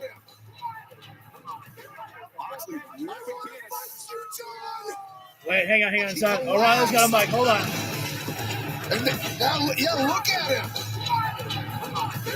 Moxley, I want to fight you, John. I want to fight you at Full Gear, John! And since you've given me a taste for blood, I want no holds barred! And just like blood and guts, the history books will say, you get out! Well, it's just personal. Look at this. O'Reilly with a blockbuster challenge for John Moxley. No holds barred. At Full Gear presented by DC. Will Moxley accept? Will it be made official? One. We will let That's the final night. That's the final night again. Here's my prediction, okay? It's no holds barred. This is Moxley's final chance to win over the Death Riders. He's going to utilize the Death Riders to every extent that he can at Full Gear. Because of it being no holds barred, they're going to give him every last bit of what they can.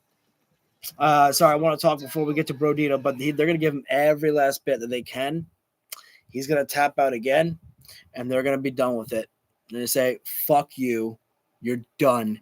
Get out. You have betrayed yourself. We thank you for what you gifted us, but now you're a liability. You're done. Claudio will make the first move. marching around the ring. Wow. Well, you want to talk about matches That's that gotta have been happen. personal. FTR are going to be challenging for the AEW World Tag Team Championship this Saturday. And It is intense. Reach down to the water. FTR, you've attacked legends. You've attacked family. But we won't take anything from you. You have proven without a doubt that you are one of the greatest professional wrestling tag teams in history. And you have proven that you are one of the best in AEW. But what you haven't proven is that you can beat us. And this Saturday at Full Gear, you'll be going home empty-handed because we're going to keep these AEW tag team championships. Yeah, because remember, Brodito never stops fighting. Oh.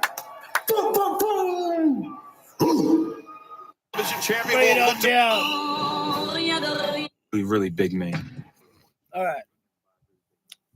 I just had to pause to talk about all of that, and so I'm glad that the commercial break was coming up afterward, so that way I could jump live. Dude, I'm already excited. I'm already so hyped for Full Gear right now. Like, I wish that right now, after the show was done, I wish that I could just jump right into be like, okay, next day is Full Gear. But patience is a virtue, as they say, and time will come. Thank you for the forum, much appreciated on that. I'm so excited. I really am so excited, and you know, I was listening to again a podcast I listened to is Solo Monster Sounds Off, and he was making a prediction that FTR are going to beat Brodito because Christian Cage and Adam Copeland will come out afterward and have their moment with FTR, which I do agree is coming there too. I don't foresee if FTR do beat Brodito. I hope that Brodito stays as a tag team though. Like, it's kind of weird though. It is the fact that we shouldn't be rooting for FTR after what they've done, going after Ricky Steamboat, going after Bandito's family. There's no way that we should have been like, yeah, this is the ones who are supposed to win. No, like sometimes, like I know it's one of those things that the good guys can't always win, but it feels like that the good guys should win it. But there are so many tag teams coming for that FTR championship run. Absolutely there. And Kong, you are so right on that, my friend. This year was a great year for AEW. Absolutely. This, again, one of the best things really what has happened this year is there has been a positive outlook for AEW in this year. They're especially not just in the, AEW community, shall we say, but with people online who have been pissed off by WWE's booking, they've given AEW a chance. And like, okay, I get that. And you've had people that have been there. The best thing as well is that the AEW fans are very welcoming to new people. They're like, why haven't you been here since day one? No, they're very welcoming to talk to people. Do you see the TK interview with Ariel Helwani? I have not. I do want to watch that because Ariel Helwani is next Wednesday at 8 on ID. I had a bad rep with him a little bit with CM Punk and everything, but they say money can't buy family. And Don, when you bought the first available talent that came to mind as soon as I was inconvenient, you proved that wrong. They say that money can't buy friendship. But Bucks, you've certainly proven me wrong too, haven't you? Josh Alexander, the second you broke Ibushi's leg, and we're proud of it. The second you took your frustrations out on Nakazawa, that's when things became personal. So this Saturday at Full Gear, $1 million, $2 million, $10 million. No amount of money is going to save you from what we are going to do to not only you, but to you, Don. So on Saturday, get a good night's rest. Count those money. Count them dollar bills. A shovel. Because your time is coming. And until then, for us three, we must bid you adieu. So until Full Gear, goodbye, mwah, and good night. Bang! Jack Perry's got a shovel. My dude, earlier $1 million. Luchasaurus had a fucking vacuum. And Omega doesn't care about money, does he, going into this? Oh my God. Championship Tournament. Approaching the ring, Tony Storm, Mina Shirakawa, the Timeless Love Bombs. Tony Storm, Mina Shirakawa, moving well, heading into this first round matchup. This is like so cheesy, and I fucking love it. I don't know how to describe what I'm witnessing between Tony Storm and Mina Shirakawa. I would say, Brian, But I'm in love with it. exceeded any possible expectations. Yeah, way more violent than I could I didn't think I needed this, but I'll take it. I need it. I need it in my life. All right. Unbelievable. I'm going for a quick break. Ultimately, though, it I will was be back. Tony Storm Dust that them up as we get to our next matchup. attempting to save her partner, her lover, her wife, in her own words, Mina Shirakawa. And this is quite a spectacular entrance we just saw, too. Wow, there are the belts, the championship belts, winners of the tournament.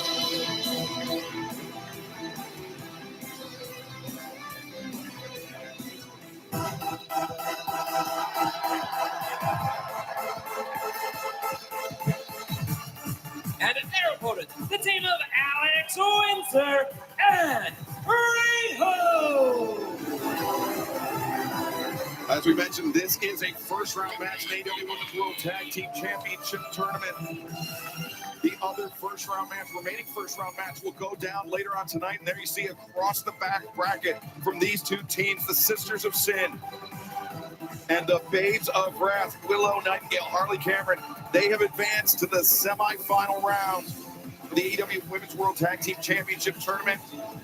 Who will punch their ticket to the semis? We are on the verge of finding out right here tonight, live on Dynamite. We have a lot of champions in this match. Of course, Riho, first AEW Women's World Champ. Tony Storm, the Women's World Champ. 4 titles in Stardom for Mina Shirakawa. Who is Riho and Windsor facing? They are facing Timeless Mina, Tony of course, Storm was and the interim Mina Ring of Honor Women's Shirakawa. Television Championship. I think the women's blood and guts is beautiful. Absolutely, see, there look is at going the to be bottom of your fire. screen. Who you guys picking to win? Remaining first round Tony and match, Mina. gonna be Ty Mello, Tony and Mina. Taking on Megan Bain, Marina Shafir. Nice drop kick there by Mina Shirakawa. Taking Riho. Over there on Riho. Riho slips out of the one.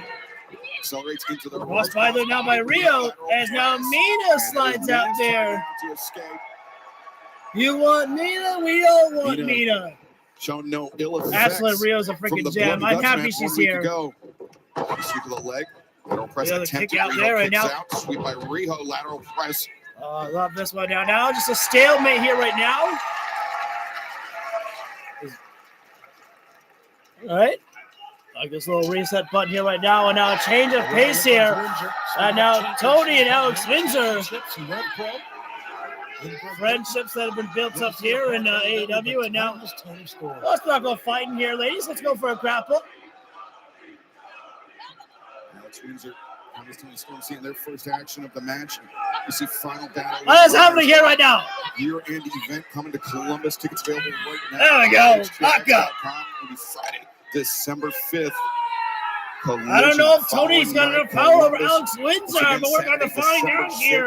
AEWTIX.com. These ladies might be matching power here right now. Tony's got to bring it down. Windsor, schoolgirl there, roll it up, but woo. Tickets for all Kick to the AEW midsection there. AEWTIX. I know they can't hold anything back here. I actually don't know the history between Mina and Riho, but that man's dig. Sent to the ropes by Alex Windsor. I wouldn't know either here. I'm not sure. I mean, obviously they probably wrestled in Stardom, maybe. Avoided by Alex Windsor. I'm dragged there by Tony, taking down Windsor there. Now Alex returns fire. We've had a great summer. Toss Tony in the ropes there. Time of the year. Alex Windsor just whoa. That one. That one, I think, caught Tony Storm on the throat. Yeah, that might have been accidental right there. Alex Windsor tried for the punch in the face there, but I think she actually caught Tony in the throat there. A couple times. And now Windsor is utilizing Riho as a battering ram there. Fighting each other. Hurricane Rana there. Windsor charge in there, lariat. Alex Windsor and Riho. I think Riho was the first ever AEW Women's World Champion when she beat Nyla Rose. That is correct right there. Riho and Windsor, they were not part of that violent battle 1 week ago, and now cover up. the advantage to cover. Dude, Riho almost scored the victory over on Timeless Tony Storm there. Yeah, coming into this match much fresher, physically Rio right now, rebound. Oh, she might have been trying for a head scissors. Tony, though, countered the backbreaker. We saw the anguish. And now on Tony Mina Storm's Shirakawa. face. She surrendered to prevent any more punishment Dawson being Rio done to Mina interrupts there. Shirakawa. Mina, slips the leg out there. Now Tony with a drop kick to the side of the face. And now Mina Shirakawa. And Mina launching Ape over Tornillo. Drop her up there. Rio able to kick out. Talking about losing streaks earlier. Tony, Mina, both on a losing streak right now, but they can gather all that in. I wouldn't say losing streak. They can win this tournament. Does two losses really mean a losing streak? Yeah, and talking about residual injuries from last week's Blood and Guts. Oh, man. Oh, Mina. Face first. Yeah, face first ropes there. That's a bad one there. Reminder, we are live for 3 straight hours tonight. We are in the second of 3 hours tonight, live on TBS and HBO Max, with Full Gear just over the horizon, coming up this Saturday live at the Prudential Center. Double suplex there by Windsor and Rio right now. Full Gear presented by DC, available on pay-per-view on HBO Max. As Rio quickly up, crossbody taking down Tony and Mina Shirakawa. Timeless Tony Storm, Mina Shirakawa at the disadvantage as this first round match continues. Well, play's been taken down here right now, and advantage found by Alex Windsor and Mina Shirakawa. And what they've been talking about is the fact that Tony and Mina were involved in the Blood and Guts matchup. So obviously they may still be feeling the effects from that matchup there. I'd love to see Rio and Timeless Tony Storm and Mina Shirakawa as a team in the future.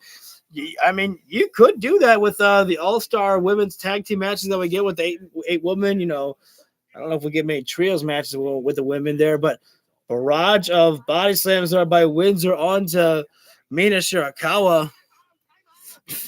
Don't worry, we'll get him, V. We'll get Peacemaker at Full Gear. The only problem is we just won't see him.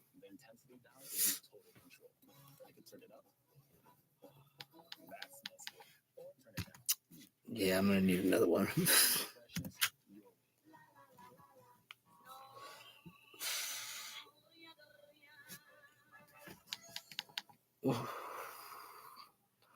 Cover up there by Alex Windsor there, and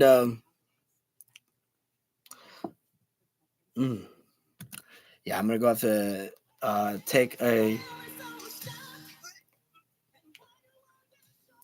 I'm gonna wait until we come back live with the show before I have to take another break here. Looking forward to Full Gear, absolutely. Oh, I think Rio right there, a little bit of foot choke there in Mina Shirakawa. That's not nice. Mostly just waiting a little bit, so that way I don't get hit with any potential commercial copyright music in the background.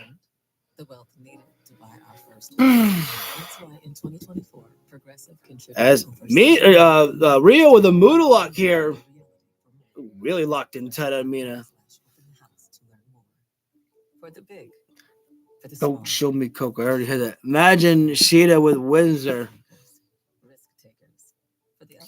I'd be okay with taking a preview of it, but I think I really like the tag team of Rio and Alex Windsor. I think they're doing very well with each other here.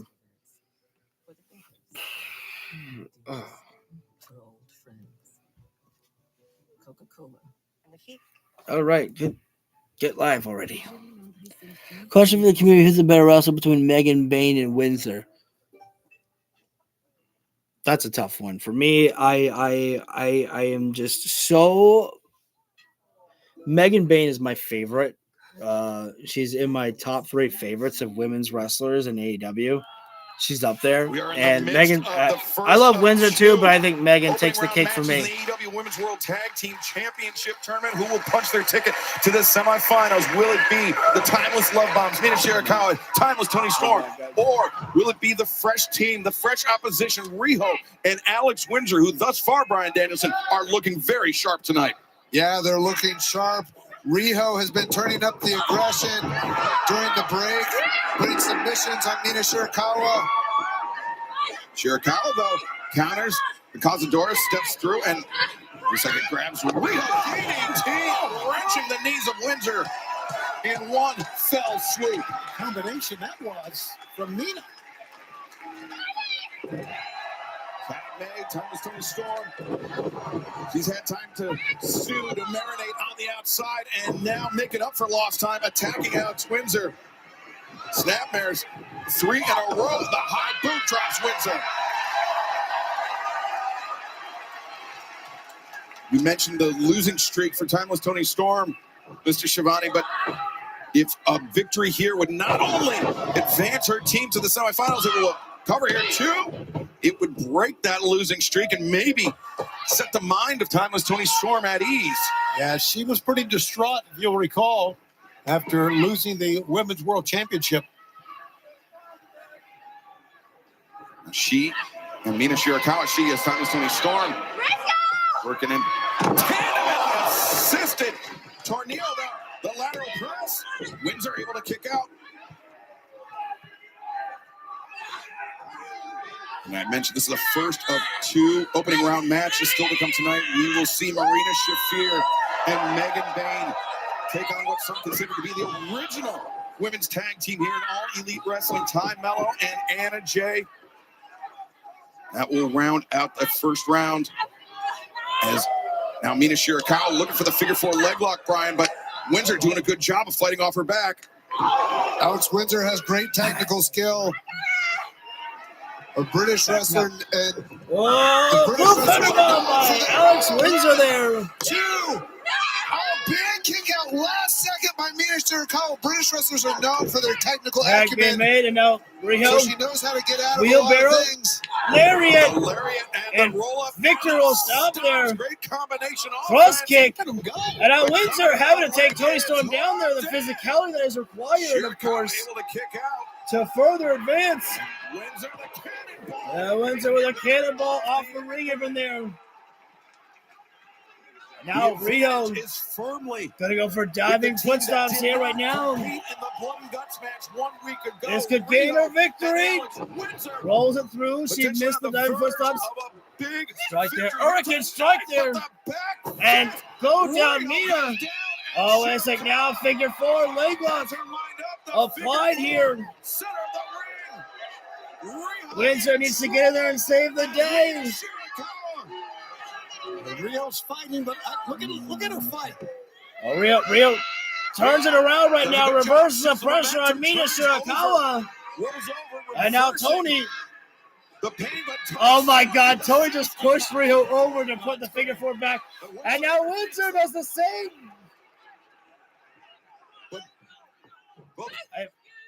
Alex Windsor. How dare you! Oh, Jesus, ladies! Double headbutt! And they just collapsed under Rio and Mina in the figure 4 there.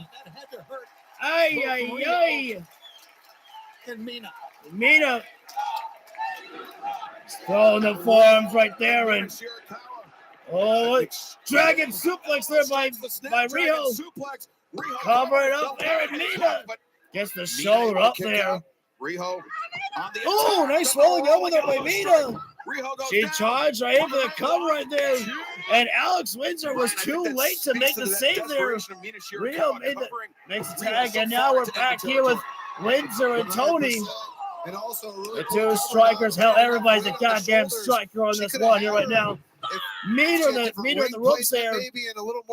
Russian leg sweep there. Windsor. Bottom lyric there.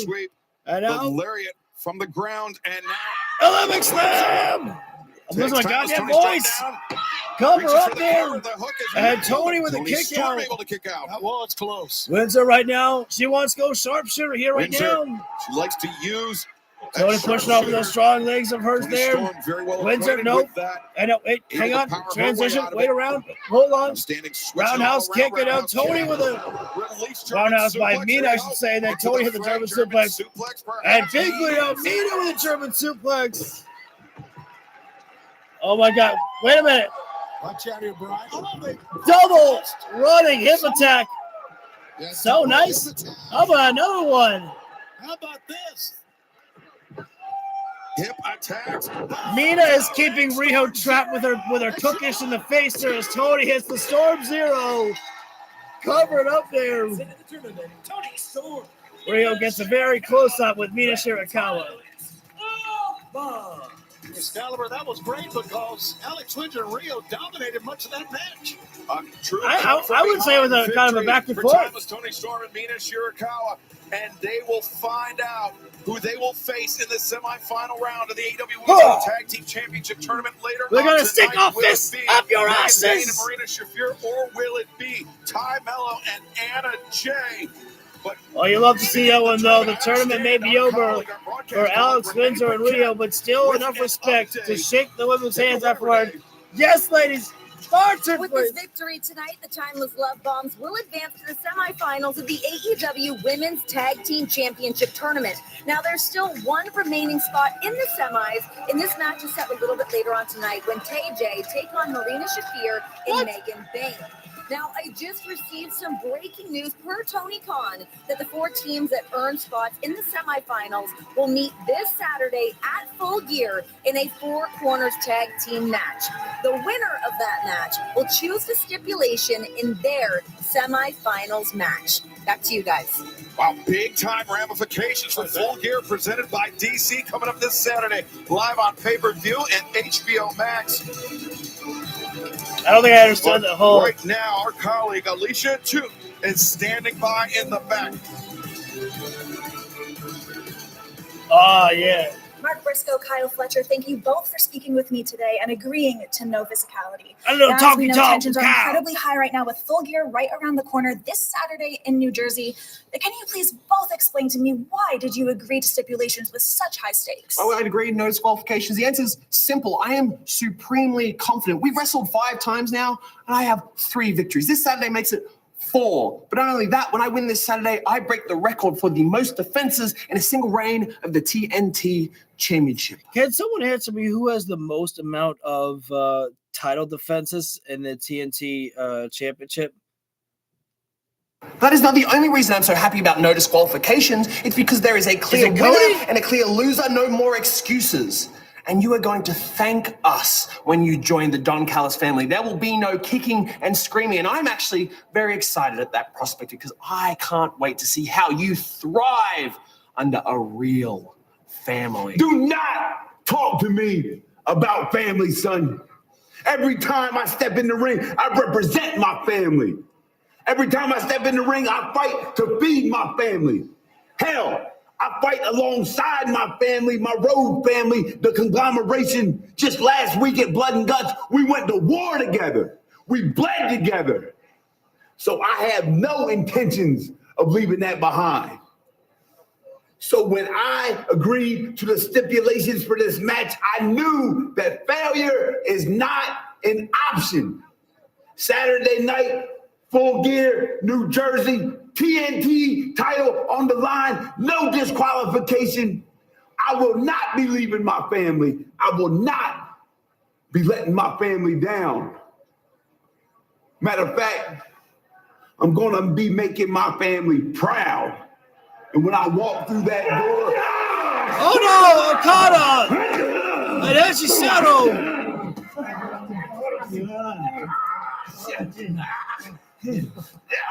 You're gonna make your family proud. I'm gonna make your kids orphans. Yeah. Yes. That. Thank you for not agreeing to no physicality. I'm glad I could help because I know Takeshita couldn't. Protokada.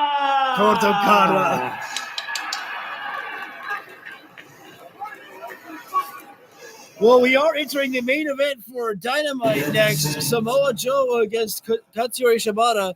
But to answer your question, Renegade, is that there has been times where AEW has put the Ring of Honor pay-per-views on their YouTube channel. Dude, I could not believe the balls of AEW to actually turn Okada heel. I never would have thought that it would have worked.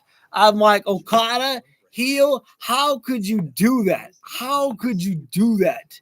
And they did it. And somehow it's fucking worked. Protokada.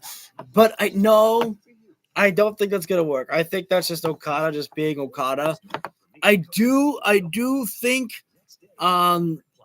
I do think, like, I think the one that I want the most, that I want Don Callis, after Fletcher loses the TNT Championship, I want Fletcher and Davis to go after the AEW Tag Team titles.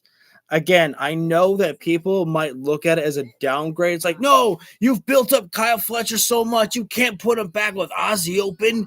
It's not Ozzy Open. It's the Don Callis family. Now, yes, it would be the tag team, but here's the thing. You have proven that Kyle Fletcher can hang with everybody. You have proven that he is able to break out as a single star. He is ready for the main event scene. That is the exact thing that it was for when he faced Hangman Adam Page. I can't remember what pay-per-view that was. I don't think it was Wrestle Dream. I can't remember what pay-per-view it was, but when he wrestled Hangman, the goal of that match was not to give Kyle Fletcher the title. It was simply to give them the opportunity. It was simply to give them the opportunity to look like you are ready for this when we need you and when you are when it's time. Let's see what happens if Briscoe loses at Full Gear. I don't know. I can't even picture Briscoe in the Don Callis family. I can't see it. I really can't see it. I just don't see that. And I think that they've been building up for this, to Briscoe getting the TNT Championship for a long time. I mean, I remember when I saw Mark Briscoe and Kyle Fletcher in their last matchup for the TNT Championship. I was like, dude, I don't care who wins this matchup. I win either way. And then as they kept going and going and going, I was like, damn it, Tony Khan, I want to see Mark Briscoe win. And they didn't do that. But I was like, just the fact that they had me change my mind on the spot like that. You remember when Danielson joined the Wyatt family under yeah, but that didn't work. That whole thing of Danielson joined the Wyatt family, it didn't work. I just think because nobody liked the idea. I don't think people liked the idea of it because that's not where they wanted, Brian to be. They didn't want Brian in the Wyatt family. They wanted him in the world title picture. And so it was never fully working. It was just another way for them to try to distract the fans and say, listen, stop looking at Daniel Bryan. You don't want Daniel Bryan. You want Batista, damn it. You want Batista. So it just didn't work, I don't think, because people didn't want to see that. Anyways, we have I didn't mean to go back that far. The Bastard Pack. Part of All I Watch for Christmas only on TBS. TBS. Watch it. Darby, Allen. I have been doing a lot of soul searching this week, and I believe I owe you a sincere apology. You see, leading up to Blood and Guts, I promised I would break your neck. I don't remember that. In reality, that didn't happen. I sent your charred corpse to the burns unit instead. Or maybe I did both. Fact of the matter is, nobody has seen or heard from you since. So who's to say? And I get it, Darby. You're probably intimidated. You're certainly scared. At Blood and Guts, maybe I did take things a little too far. So, Darby, the boy who never quits, if you still have that backbone, do me a favor and answer my question. And don't worry, I am challenging you to legitimate competition. No nonsense. No weapons, no cattle prods, no tasers, no fire. Just me and you.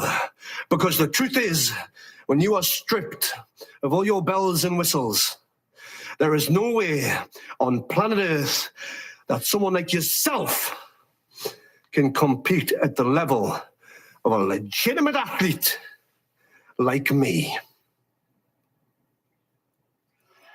I want to talk for a moment again. I apologize. I pause sometimes so I could take a moment to catch my breath and actually look at this.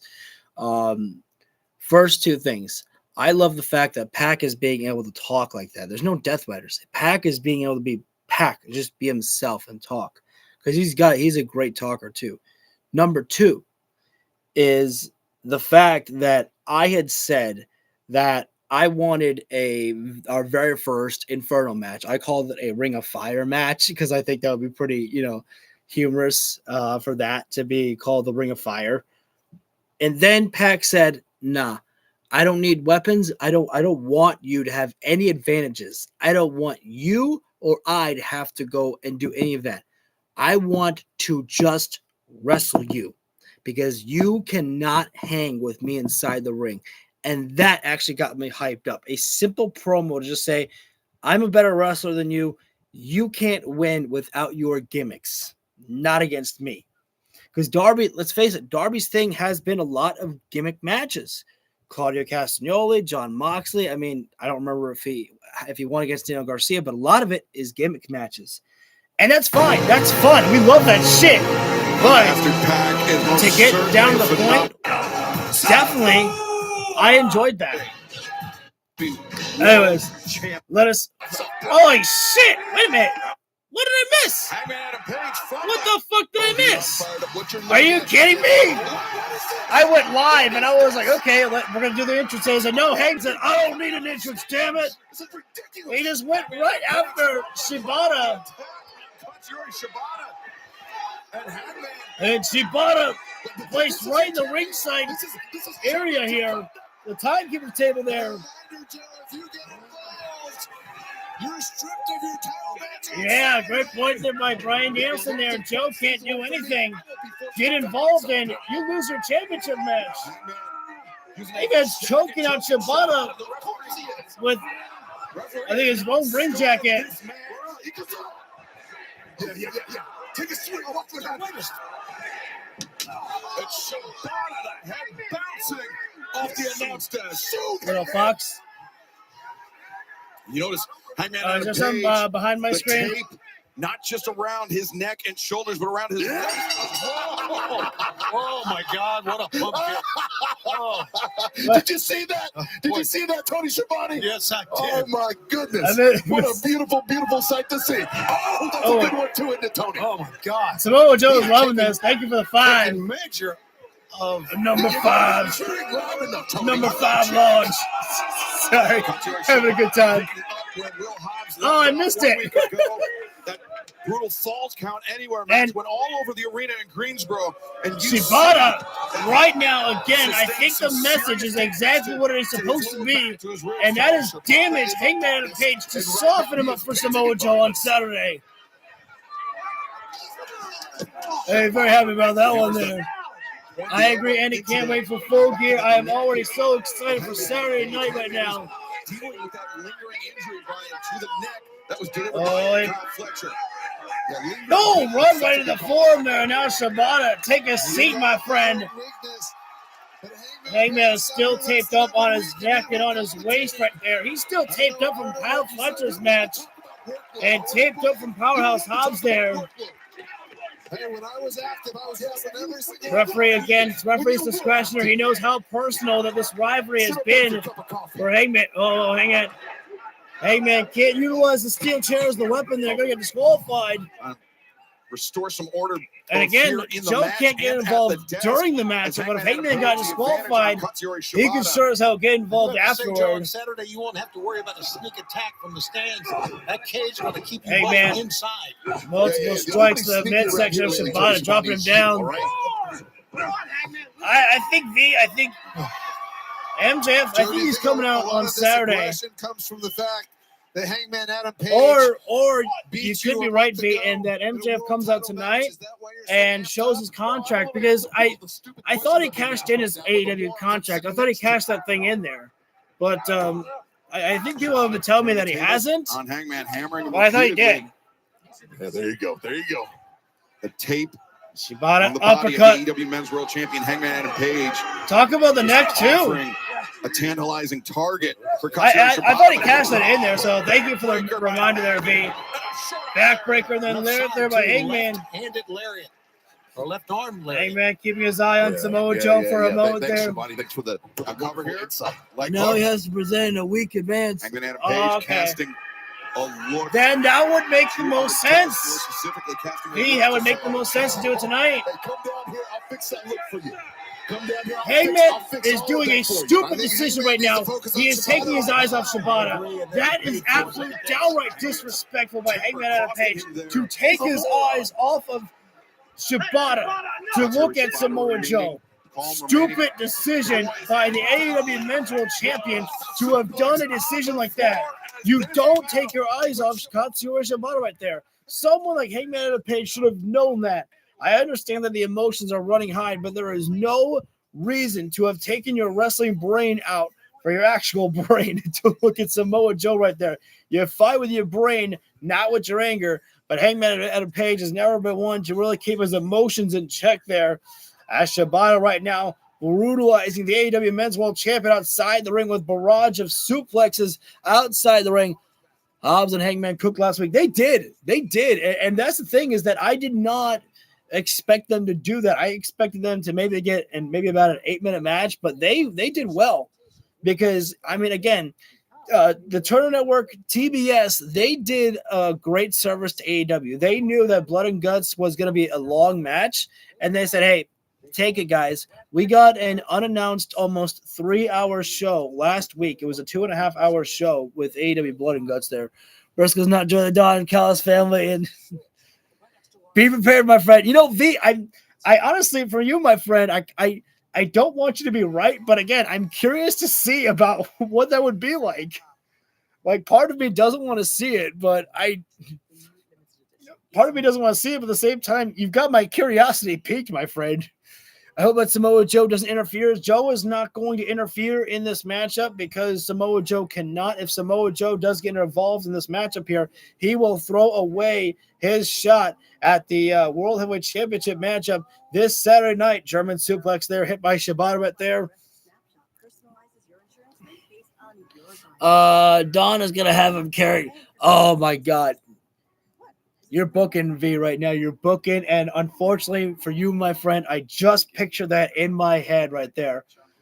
You know what? When you're joining the Don Callis family, Briscoe, you got to earn your stripes, and you have to be Kyle Fletcher's young boy now.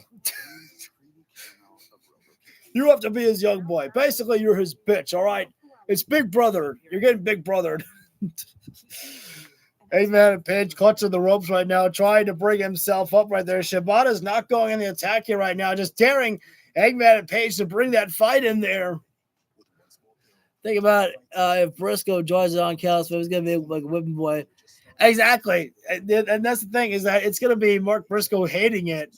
And maybe, God, V, you're making me book your idea. You're making me actually be like, yeah, Briscoe joins the Don Callis family, and then the conglomeration have to fight to get him out of the Don Callis family. That they'll do something else. I don't know. Or maybe the Elite will be there to try to save Mark Briscoe. After all, Hangman Page and Mark Briscoe are friends, so maybe that'll be what happens. I'm here to save my friend. And Shibata just slapping the back of Hangman Page here right now, and just two bulls staring at each other there moments ago. Hangman and Shibata battling it out here tonight on our 3-hour broadcast live on TBS and HBO Max. Samoa Joe, Hangman. Oh, we're cooking now. We're cooking now. By DC joining us at commentary. Hangman, fallaway slam. I think the condition Hangman is in, I think it's very, very smart to say that Hangman's trying to psych himself up for the kip up. Listen, I was the But Kenny, he gets the kip up. It's taking a lot longer than it usually does there. Hangman's pushing through the pain that he's feeling right now, doing what he can. Putting Shibata down the ring, springboard up into the lariat, drop down Shibata. And a lot of times when they're outside, they're keeping it close quarters to Samoa Joe. Hangman is making sure Joe watches everything. Hangman with the crossbody outside there. Knows how to count to 3. Yeah, keep still, I swear. Joe is daring Hangman to hit him. Technically, Hangman could hit Samoa Joe. Well, we have a brief. There's a reason why you ain't over here right now. Brief pause in this match. Joe DraftKings is official trying to partner talk of to AEW Hangman, right now. daring All him to customers hit can join him. a free-to-play pool for our But Full Hangman Gear could hit Joe, pay-per-view. I think. Simply answer questions about the main events. Get enough right to earn your share Hangman's of the prize. trying for Deadeye right Download now, the but DraftKings app now. Sign up with oh man, AEW just to another play free. palm strike to the DraftKings, back the right crown there. is yours. I think we need to mention Right at the Joe top stood of the up, but neck. Joe was not able to get involved in this match. Oh, drop down STO there by And those rules Shibata. have been set down. You mentioned about those earlier, Brian. Yeah, PK kick. Oh, Shibata's having a PK kick, but Hangman caught the leg. Last possible moment there by the Hangman. Intercepts the PK. Oh, he's got him Deadeye now. No. Shibata's kicking. Able to escape. Sleeper. Hangman drops down. Escape. Searching for the sleeper. Larry in the corner. Hangman. But Shibata, the running boot there. Oh, brother. Man, what a haluva kick that one was. Head of the champion. Pun intended. Samoa Joe just days away from stepping into the steel cage with Hangman to challenge for the AEW Men's World Championship. Uppercut there by Shibata. Hangman trapped up in the Shattered Dreams position, split-legged here. Precision on this. Strike to the inside of the thigh, debilitating strike. One of the few very hyper-scientific strikes that Shibata uses. An amazing technique. And the referee taking a close look. He's like, I don't know. Was that in the thigh? Another hour of AEW with Collision right here on TBS. Shibata, some disrespectful right now. kicks to the champion, but now Over hesitation, drop kick. Oh no, Hangman flipped himself top rope here. Hangman buckshot there from the top, but no. Shibata, oh, how the Rolf landed literally on the. Oh, what? No. That Shotokan wrestling. He was establishing hand control. And now You've got to be kidding me. Shibata utilized the low blow. Didn't see the low blow. Oh, it's deep. You've got to be kidding me. I never would have thought Shibata would have gone for that. A low blow. Let's go. Yeah, Hangman is in big trouble here. Hangman's inching his way close to the ropes there. Foot on the bottom rope there. Shibata breaks it. Great point, Tony Schiavone. Yeah, this is. I hate to see it. I would hate to see that. I wouldn't like that, Renegade. Taking it after that Falls Count Anywhere match. Oh, no, Shibata. Ankle lock. Shibata rolls through, picks the ankle. Find the ankle. Everybody loves the ankle lock here tonight. How dangerous the ankle lock can be. Josh Alexander, he saw somebody else. This is what tough doesn't equal. Kyle O'Reilly, Shibata. Right now, the ankle lock here. I agree with you, Joe. I don't think it was a wise move for Hangman to take this match. Just days away from fighting some. Well, Hangman, his boot slipped out. That's almost like playbook to Eddie Guerrero right there, in my personal opinion. Slipped out with the buckshot lariat. 1, 2, 3. I can't believe he slipped out with his boot.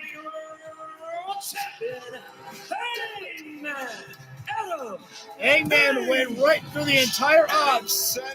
He got through Powerhouse Hobbs last week. Got through Shibata tonight. But will that be the case this Saturday at Full Gear, presented by DC? Presented by DC here. Don't forget DC, son. Don't forget to mention DC. You have to mention DC every time you say Full Gear.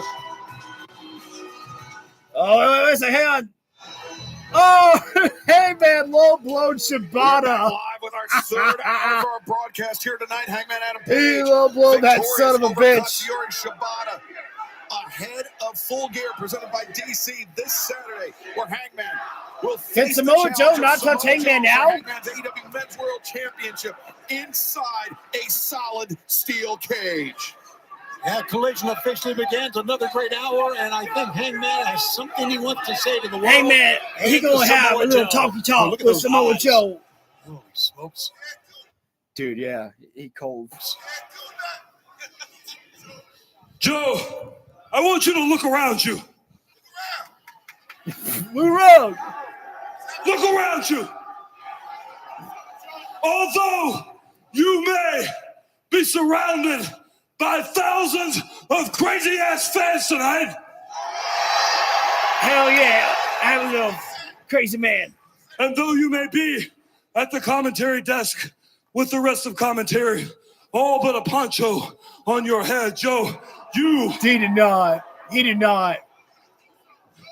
You are now alone.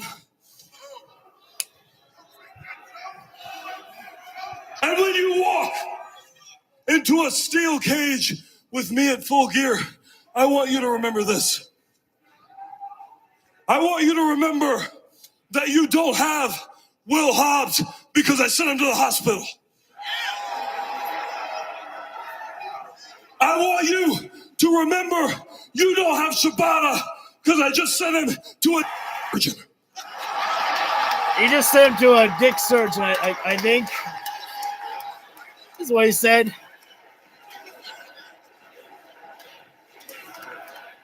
Dick surgeon. And Joe, most importantly, Joe, I want you going into Full Gear to remember what I did the last time I was locked inside of a steel cage with another man. Committed freaking bloody because murder. If I have to do it Saturday, I swear to God, I will do it again.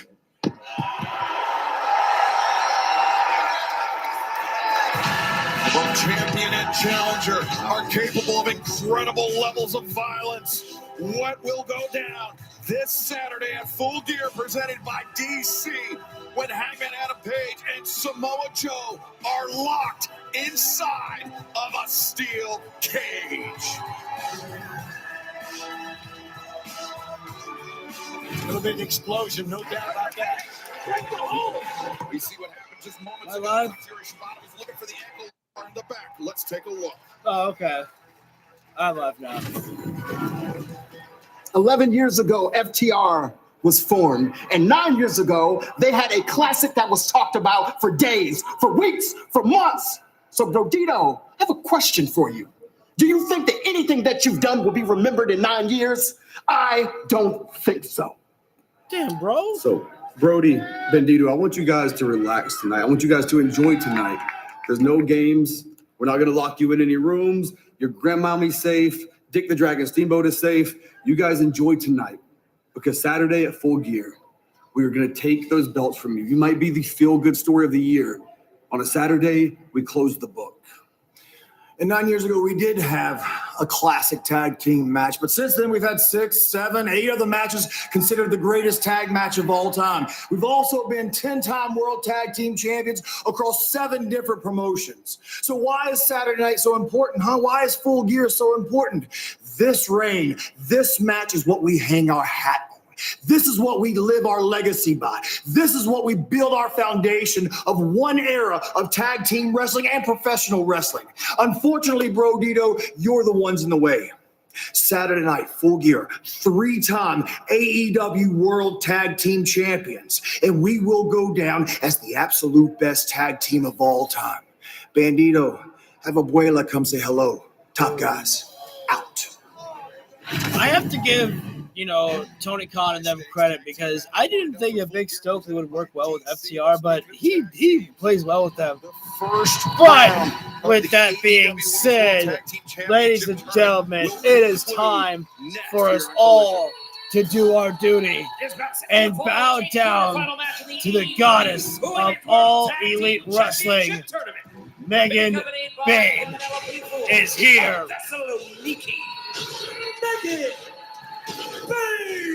This match should be intense. The powerhouse. How about the stipulations? He is great.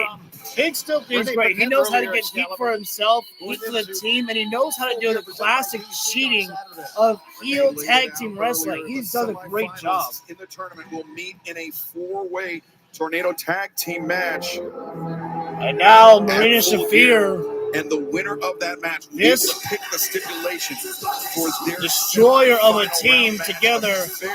The goddess and the problem.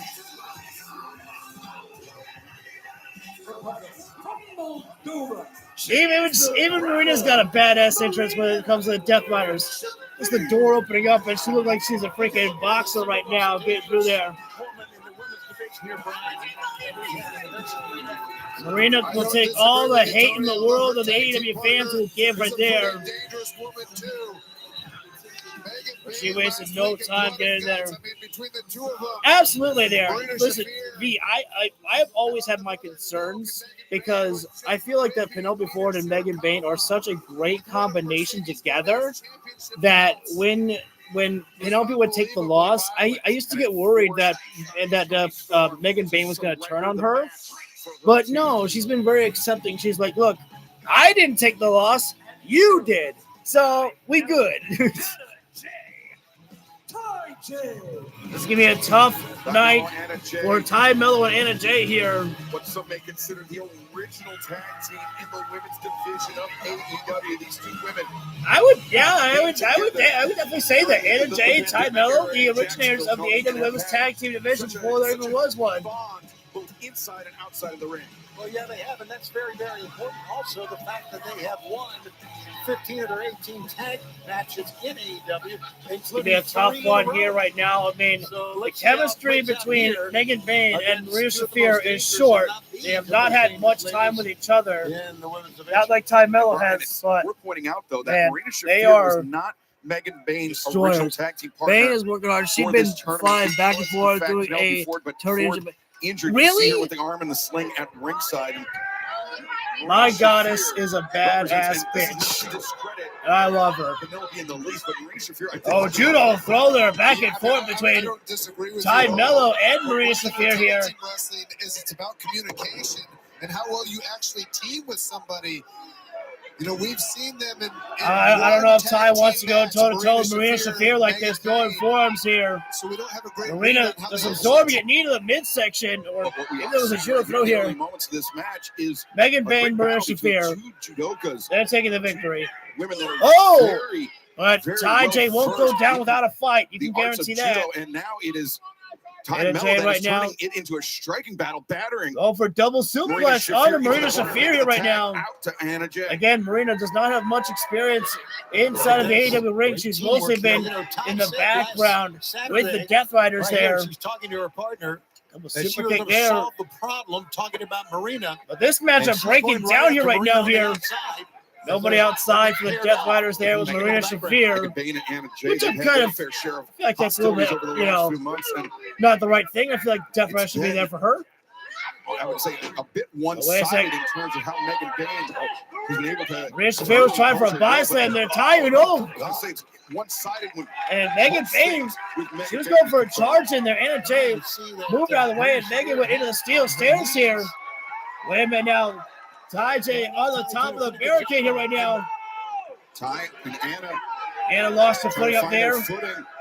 On the barricade and second time the charm there, diving cross by. They take out Megan Bayne and Maria Shafir here.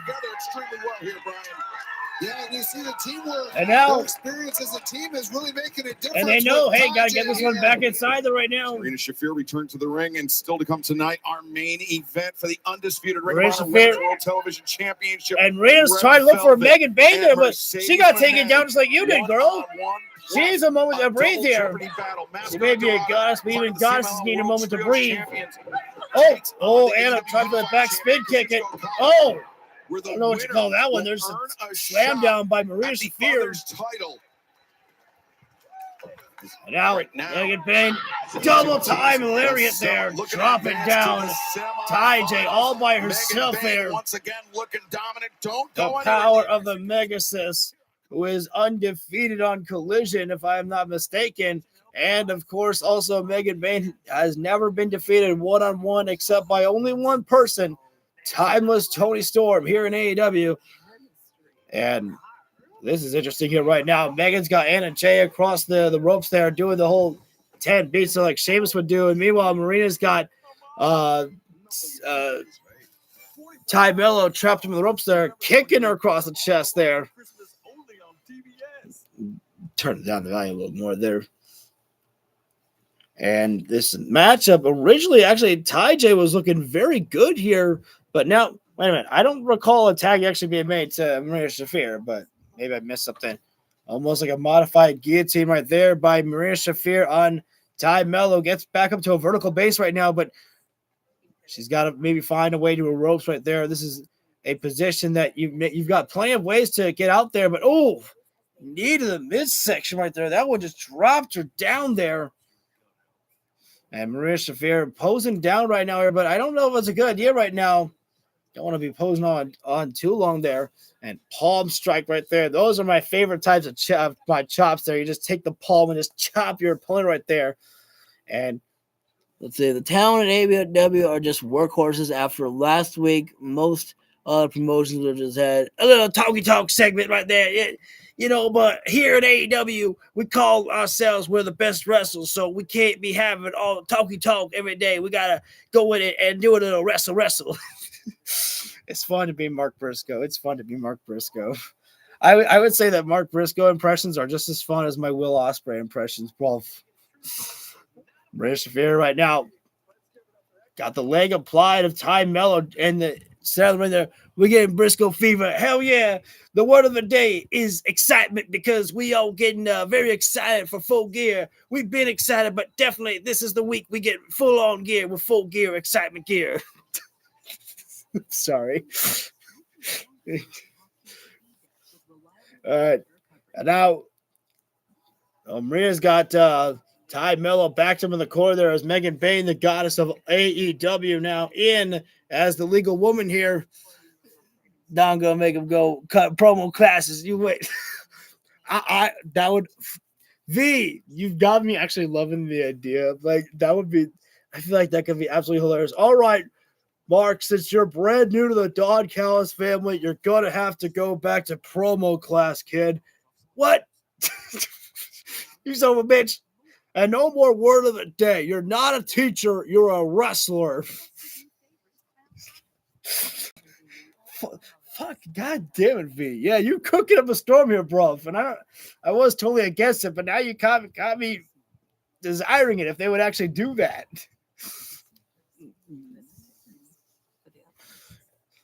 I'm sorry, I should be talking about the match right now. Anna Jay was trapped in a chinlock position by Megan Bayne there and escaping it for a moment there, but the goddess of AEW, one slam down there, one shot in the back right there, dropping down Anna, sends her right in the corner. And now Megan Bayne looks like she's thinking about going corner to corner with a charge in, but we can't see because we're looking at the AEW Women's Tag Titles. Couldn't see what Anna Jay did right there. Nice! Blockbuster from the middle rope there. Or will it be Ty Mello and Anna Jay? Tag being made, Ty is in. Oh, straight knee. To Ty, and she's coming in hot. A shot from Megan Bayne, a shot from Marina Shafir. Ty Mello. And Ty's bringing the fight, bringing the fire. On the Megasis here. Oh, German suplex arc. I like that one there. Real low arc, yeah. Rolling Shafir back in the opposite corner. Ducks like underneath. Ty with these low German suplex here. I can Megan Bayne up, super kick, and that one gave leverage that Ty needed. The winner not only goes to the Final Four, but will go to Full Gear on Saturday. Double kick there by Ty J. And another one there. Getting to call her own shot, so to speak. And another one to the opposition. Semifinal round match. I was not expecting this type of back and forth here. The inaugural AEW Women's World Tag Team Champions. Ty and Anna trying for some tandem jockeying for suplexes here right now. Nice job there to reassess there. Ty J could not get them up for the suplex, so they decided on a DDT instead there. Some great teamwork right here, Brian. Wonder how much those belts weigh there. Yeah, Ty J they're pretty heavy. Marina and Megan Bayne on their heels here. Guillotine, I think. Oh, well. Almost like they went for double guillotines. Not a smart move. Fisherman's suplexes there by Megan Bayne and by Marina Shafir. Yeah, Megan Bayne and Marina are just so powerful. The referee obviously giving him a lot of leeway in this matchup right now, but I want to start seeing some counts here, Bryce. I like what I'm seeing from Marina. Cover up there, Ty. You saw as soon as the referee got down there, Ty got right up there. She's like, oh shit. And went right for the save there. Interesting to see what great happens thing in tag team if part of Megan there. and Marina lose here. Yeah, well, to see if they'll stay a team. Yeah. Now, there, nope, that wait. very good. Into the flatliner. Face buster that time. Knee again there by Ty. Knee strike Anna on the And move as well. next snap. The neck whip, the cover, two. Great teamwork by Ty J, and you notice Marina wasn't there for that save. Yeah. Right. Wait a minute now. Still Looking on for the Ty left KO side here on right the now. floor. They tried it. They Megan tried fight it. off both Wait. ladies here. Bane, the boot for Nice Tamina. clearance there by The lariat Megan. takes her down. Anna looking for the Queen Slayer. Will this be it? Although she couldn't get a full leverage on Megan Bane there. Tony, we've She seen can't get her Anna dropped so down. many matches put her opponents to sleep with this hold. I don't think so. Bane able to power back to the corner. Maria Shafir. Yeah, Oh, digging in there with the claws, just like Mox would.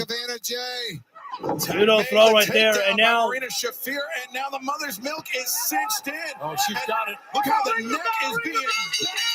I like that a lot more there. Maria Shafir's, mother's milk right there actually looks a lot better now, because before it just looked like, hey, let me put you into my chest. She's upgraded to now where it's not just in the chest, it's, pushing on your forehead to make your neck bend backwards there, adding extra pressure right there. Tornado tag team match. All the semifinal participants And will be in it, and the winners. Another victory right there. Okay, so hang on. Can I winning team picks the stipulation for the semifinal? Wait, winning team. Okay, so hold on. 4-way tag. I don't know. I guess that's for the semifinals for. Ladies. Well, isn't this our lucky bloody night? We pitched our show to God and he ordered the entire bloody box set. And the season premiere this Saturday at Full Gear, and we won't be leaving that ring until we're wearing your skulls as a pearl necklace. And then we pick the stipulation for our semi-final contest, and it could be anything.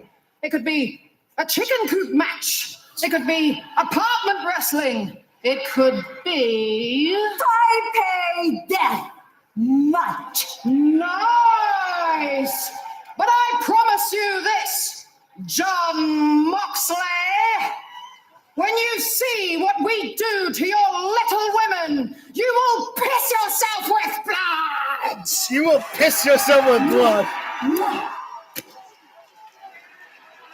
Hey. Well, Tony Storm, Marina Shirakawa will meet with Megan Bane and Marina Shafir in the semifinals. But before that, this Saturday, the high-stakes 4-way tag team match. I'm going to throw in a wild card here.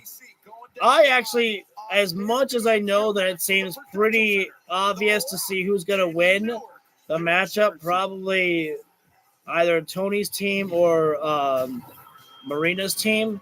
Full Gear is this Saturday. We want your gears to be full with joy. That does not make any sense. Tell him, Steve. DraftKings is giving you sickos a free. So, what's happening is that in the Fatal 4-Way matchup, whoever wins that Fatal 4-Way tag match, the team will get to decide what the stipulation will be for their semifinal opponents. I actually didn't really understand it because I didn't feel like that Renee was able to explain it properly. Maybe that I didn't get it, but until Tony said it, I'm like, oh, okay, now I get what's going on here. Okay, it took me a while to kind of understand what was going on. But I'm throwing in a wild card. As I was saying beforehand, I think that obviously Marina's team or Tony's team is going to take the win, so that way they can pick the stipulation for the personal setting of this rivalry. But I'm gonna throw in a wild card and say that Julia and Sky Blue pick up the victory. Ferociously in I want to go back. Women's World Championship. Let's take a look at the champ. Focus. Ferociously incapable of maintaining this status for the long run. Focus. On to the next thing always, never admiring what you already have. Focus. Carelessness will be your reckoning. Focus. Usually on top of your game, but blindsided by my every move. Focus. Stop looking elsewhere. Focus. On me. Oh, God. Imagine a TLC match for the titles. No. Not for the women's, but if you're talking about Cage and Cope against FTR, yes. I think the very first TLC match that if we do have one in AEW, I think that Cage and Cope have got to be the ones to have it. I think that is the best way. That I think what you could do definitely is that we go out of our way to have Copeland return and say, I need one more match with you guys for what you did to Beth. I need one more. And the best way that I know that to really destroy you guys is to take those titles from you. And I'll give you this. If you manage to defeat me and my best friend, Christian Cage, if you manage to defeat us, I'll give you my career. You want to take everything from me? I'll give you my word and I'll retire. And it would not be out of the realm of impossibility. Because remember that the speculation that people were having is when this month, or it might have been October, that people were talking about, oh man, Adam Copeland's contract with AEW expired. Oh boy, he's going to be John Cena's last opponent. It's like, no. You really think that what they're going to do is that Adam Copeland goes to the back to Christian Cage and say, I just don't know if I can do it anymore. You know, what FTR did to Beth, I don't know if I can do it. I just got to go, boo-hoo-hoo, cry home. You really think that's how they write off Adam Copeland in AEW? No fucking way. It was just another way to tell a story, which I don't like the story because I think it's actually pretty silly in a way for Copeland to just run away. But yeah, that was them just, definitely just trying to reach. It's like, oh my God, Copeland's coming back for one more match. It's like, and then you had people that, went online. I heard one person say, it would be nice if AEW let Copeland come in for one match against Cena. It's like, why the fuck should AEW be nice to WWE? For what purpose? WWE's not been nice to them. So fuck you. Just to be nice to the fans. You want to see them be nice to fans? Watch AEW. That's being nice to wrestling fans. We should be back live soon here.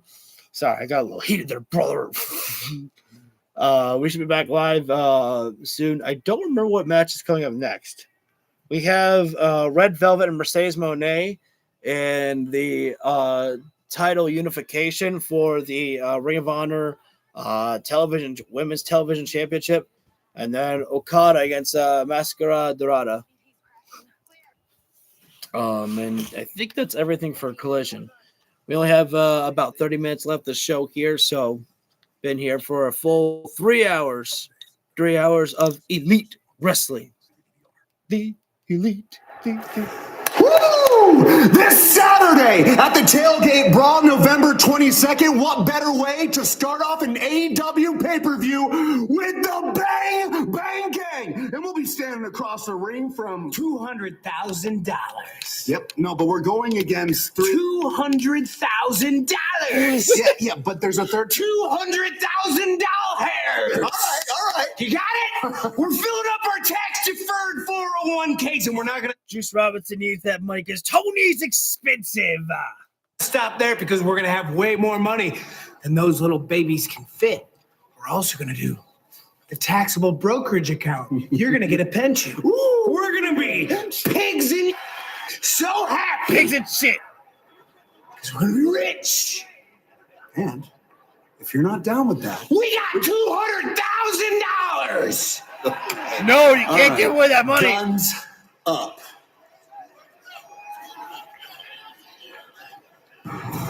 Juice Robinson really Wow. Mercedes and Red Velvet get the main event spot. Double Jeopardy match, set for one fall. Approaching the ring from Mexico City, Mexico, weighing 167 pounds. That's awesome. Is a CMLL World Trios Champion, Mascara. So, Double Jeopardy match means that if Mascara Dorada is successful here tonight, he will earn a shot at Kazuchika Okada's AEW Unified Championship. And fans, you are watching AEW on TBS. Can someone remind me, does Okada have a championship match? Does he have a does he have a match scheduled for Full Gear? I don't think Okada has one. 7 o'clock Eastern time on Saturday before. Remember, it was Mascara, Dorada, and Okada and Takeshita in the triple threat matchup. I mean, that is where Dorada really shined high in that matchup. It was definitely an experience to see it in triple threat matchup. But now it's one-on-one.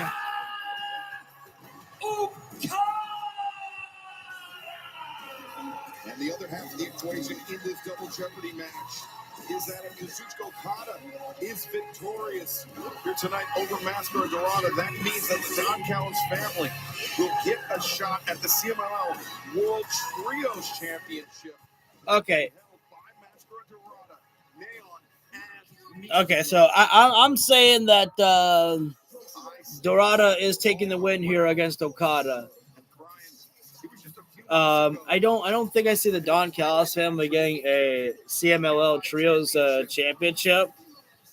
I could see because Okada needs to get a match in there, and I feel like that it's too late to build up Okada and Takeshita. Just be like, hey, here you go, just throw them in there for the match.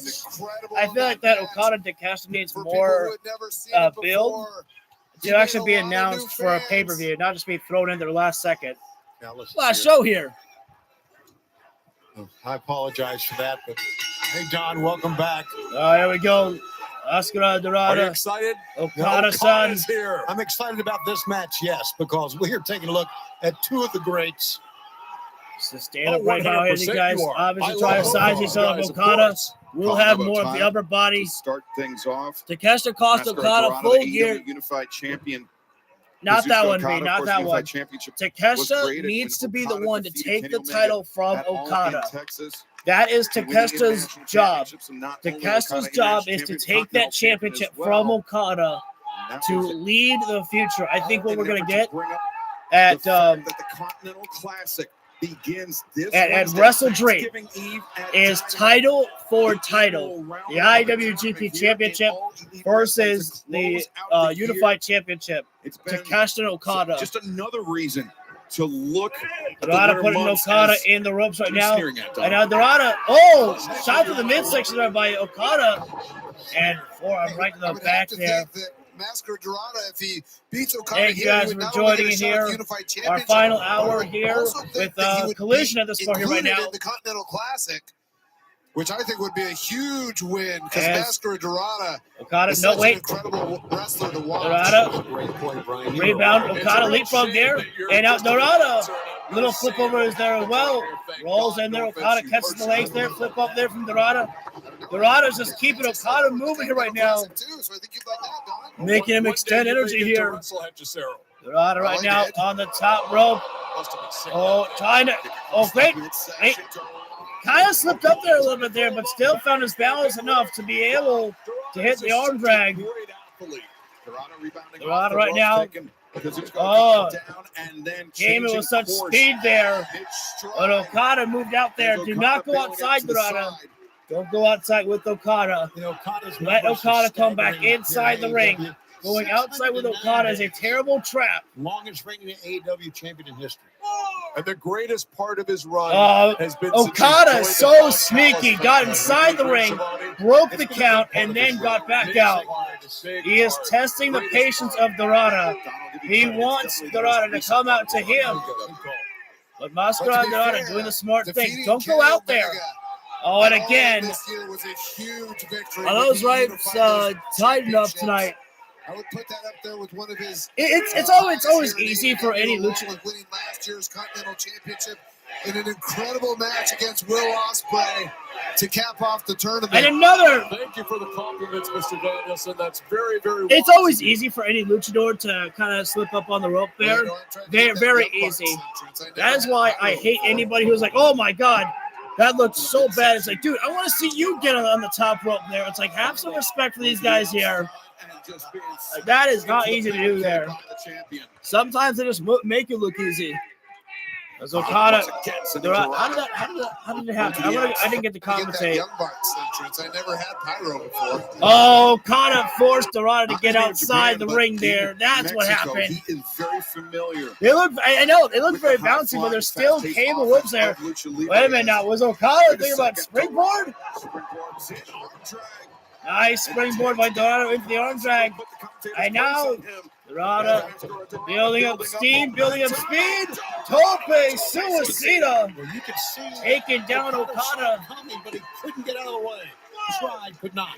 Oh, shit. No, I couldn't do a fraction of what these guys can do. Hell yeah. A different angle I than know. you expect. You saw when he did that springboard, Okada was almost prepared Now- for it like he was going to. Now, in this matchup, I don't think either competitor has to pin or submit the other. They could win this matchup via a countout or a disqualification to be able to get an opportunity at the respective titles. And really, But Dorado, that's not the type of wrestler that he wants to be. He wants to ensure to beat Okada inside the ring. Dive up, wait, pulls it through there. Dorado charges in there. Okada places him top rope and into the drop kick there. And Dorado takes the tumble outside there. I take a back bump and break my hip. With the advantage. I practiced some rolls before. I did some rolls inside of a wrestling ring. But I didn't get the chance to take a bump though. I used to take a back bump on a mattress that I had down here. Do the coffin drop all the time on there. Dorada getting slammed face first in the steel stairs right now. And again, this is where Okada does some of his best work, is outside the ring here right now. Okada's a very great wrestler inside there, but man, does he do a lot of his damage when his opponents are outside the ring. He utilizes the outside there to hit a DDT, or of course to use his surroundings right there, the barricade, the steel stairs. Those are weapons, but not disqualifiable weapons per se. And speaking of DDT, there's Okada with a DDT there. I took one on the ottoman, playing with my kids, almost died. Oh, man. The ottoman is probably a bad place to take a bump, kid. Well, a bad place to do that. Don't break your back, Sean. Okada right now, slam Mascara Dorada face first in the buckle here right now. Dorada had momentum for quite some time, but now Okada, and this is the way that Okada likes his matches, the way that he likes his opponents, to make it slow, to make him controlled. Okada does not have to extend a lot of energy when you work a match like this here. You just keep it in your favor. You're not moving fast. You're just keeping it slow and keeping your breathing controlled. wins. The Don Callis family gets a future Dorada shot. goes charging in, though. Dorada puts him out of the ring up in there. But if Mascara Dorada wins, he gets a future Arm shot strike there. at the And Okada. excuse me, it's Oh, Kajuska. Dorada. Okada's AEW I got McGurry there by Dorada. Dorada's got to keep moving right now. There is no time to waste against Okada. A fist to the face to get down. Oh. He still snatched him though. He sure did, man. Dorada, what a recovery from Mascara Dorada. That was bad. That was bad news. Yeah, typically so God. short. He still snatched A much needed shot to the face of the unified champion.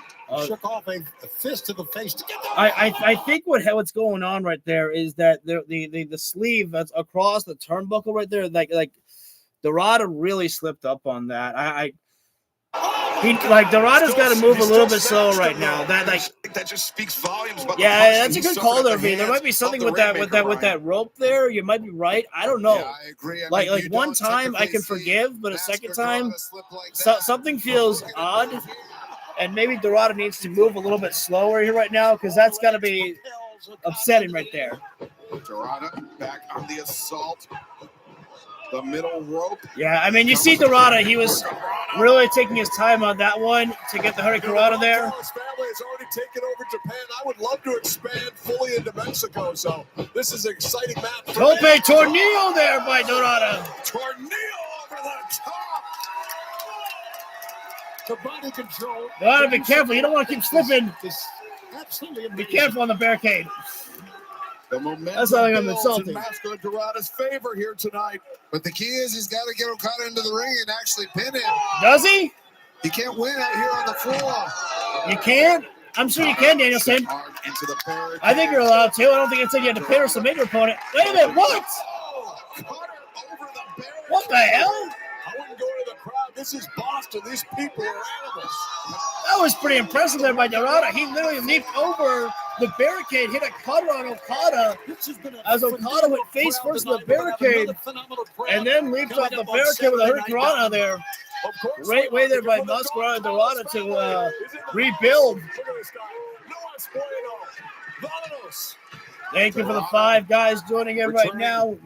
The AEW Unified No payment there. That was a terrible joke. I was thinking about 5 Guys Restaurant. So many great matches here tonight. As right now, Dorada, he's going to try this corner right now. Maybe this corner will be better than the other one there. Then we got the countdown coming up next to Full Gear. 450 splash. Oh! Dorada, the 450 Ow, he was trying to land on his feet, but man, he went face planted. And burn, brother. That was bad there as well. He staggers his feet. Tried rushing in there. Okada's got him. Air raid. Neck breaker crash there by Kazuchika Okada. And now once again, high risks like that, sometimes you eat if Okada wins, he and other members of the Don Callis family get to challenge Masquerade Dorada for the CMLL Trios champions. I wouldn't be surprised if there's some sort of separation or something there. Right now, it's Okada to the top rope right now. We know he likes that fall down elbow drop there. Tried to get up. Tried to rise up. And Okada-san right now gonna give the finger that's heard around the world. No, fuck you. Wrestled Okada the first time. That was great. I mean, terrible. That was terrible. I love Don and Brian on commentary. They're great. Rainmaker coming. Rainmaker, but Dorada felt it. He knew. Oh, Okada with the backslide. Wait. Rotation over. Wait a minute. Dorada. Oh, drop kick caught him right on the button. Still one of the greatest drop and that is over and done with. Rain. No, it's not. Dorada. Sunset flip there. Wasn't pretty, but almost got the win. Doesn't always have to be pretty. Just has to connect there. And now it's Okada. High Gamagiri there. And now Dorada. Wait a minute. Electric chair position here. Now the strength of Dorada here. Oh my goodness. Oh! That was almost like a variation of a one-winged angel. He's going up top. He's going up top. Dorada was searching for 450 earlier. Yeah, unbelievable. Maybe thinking about it again here. Through this match. Fluid. 450 splash. 1, 2, and Okada pops the shoulder up. Last possible moment there. Okada's a fighter. He may have thought he was cowardly, and sometimes he is. But Okada has not lasted this long in the business for nothing. He has not been at the top of his game for nothing. Now Dorada putting Okada top rope again here. Heavy palm strike there by Masquerade Dorada. Now tomorrow, the pre-sale begins. Tulsa, Oklahoma on Wednesday, January 7th. Dorada, leg got caught on the top rope there. Orlando, January 21st edition Financial Arena. Shot on top of the head there. Dorada now going up there. Your source. Not to be insulting, but if I was Okada, I may be worried here. Wrestling, a very precarious positioning here for these two athletes. What a holiday and what a new year we got coming up, huh, guys? Now it's stop. Stop. Oh, my God. Oh, my God. Finish him. Finish him. Snap him in half. I don't think he has to. Right? Are you shaking? How the hell is Dorada even still moving? What resilience by Dorada. Oh, wow, what a freaking match. I think Dorada's hurt, guys. Wait a second. Okada. That looked awfully similar. Konosuke to catch him, but that was the unmistakable Rainmaker. I don't know if he's out. I mean, after all, he was still moving.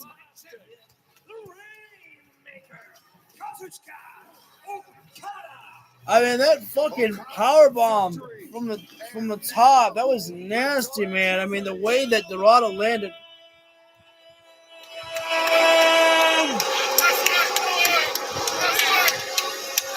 What a great win for the Don Callis family by Okada. And based on this win, the Don Callis family will challenge Sky Team for the CMLL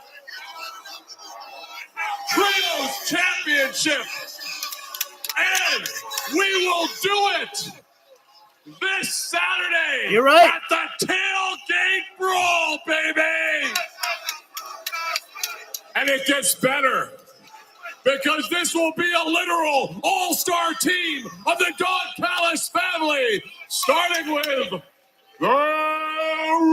Rainmaker, as well as Jesus! And Takeshita. And last but not least, I've just been informed, making his triumphant return from the country of Japan, the IWGP Heavyweight Champion, the Alpha Konosuke Takeshita! Okada says, fuck no. And Okada, Hachishiro Takeshita will win the CMLL Trios Championships this Saturday at the Tailgate Brawl. Take it to the bank. Hachishiro didn't even look approved of that one. He's like, I think it's a bad decision right there, Don. These guys hate each other. Why can't you understand? We've done this decision by Don Callis, but it is official. I'm telling you, I cannot wait for when they explode. I cannot wait for when Takeshita and Okada actually explode. 7 p.m. Eastern, 4 p.m. Pacific on TNT and HBO Max. But right now, let's hit the back once again, where Renee Paquette is standing by. Sisters of Sin, you'll be meeting the Babes of Wrath in the semifinals of the AEW Women's Tag Team Tournament. But first, this Saturday at Full Gear, you will also meet them in a Four Corners Tag Team match. Your first sin was wrath, but that's obvious. Violent anger for one's revenge. Your second sin is pride. An excessive love for one's excellence. I smiled in blood because nothing you can do will work. And our painless path will lead us to gold. But your third sin is us. And if you think blood and guts was bad, wait until you see what sick, twisted shit we're gonna come up with when they win at Full Gear. You don't know how toxic we can get. I am so glad that Tony Khan read the room when you saw these three inside the ring there together. And I was like, yo, yes, these three work very well. And there they are. I cannot believe that they're giving Mercedes and Red Velvet the main event here. I think that is absolutely incredible for them. That is literally like so incredible there. When I saw Okada and Mascara Dorada had not been on the show yet, I was like, okay, that's going to be on the collision part of tonight. And not only that, I was like, that's going to be the main event. No, it's Red Velvet's return to the ring, taking on Mercedes Moné.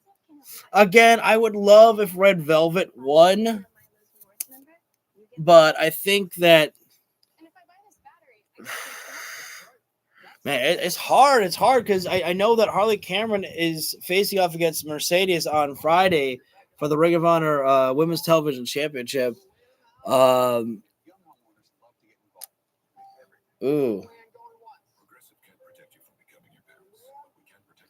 That might not be better. I lost my mind when I saw what Sky Blue was wearing. Yo, Christopher.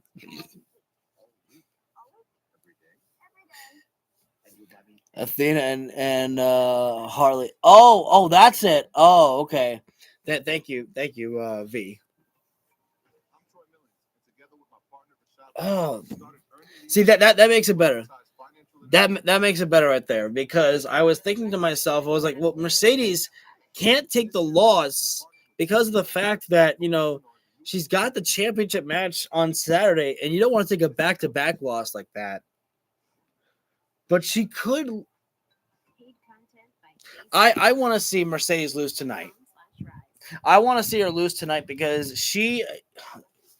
it's just titles. It's just titles.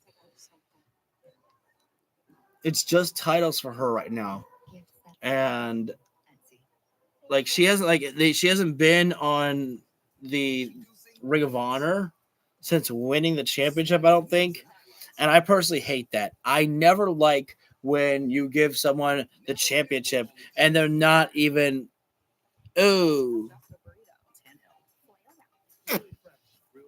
ouch. Okay. Never mind. CEO gonna win tonight then if we're in Boston here. It's a little bit different for Tony Khan. Usually the hometown crowds, get their hometown heroes to get the win, but not always the case. I was there when MJF beat CM Punk in Chicago twice. I was like, damn, they really did that. They really did Punk like that in the hometown. Holy shit.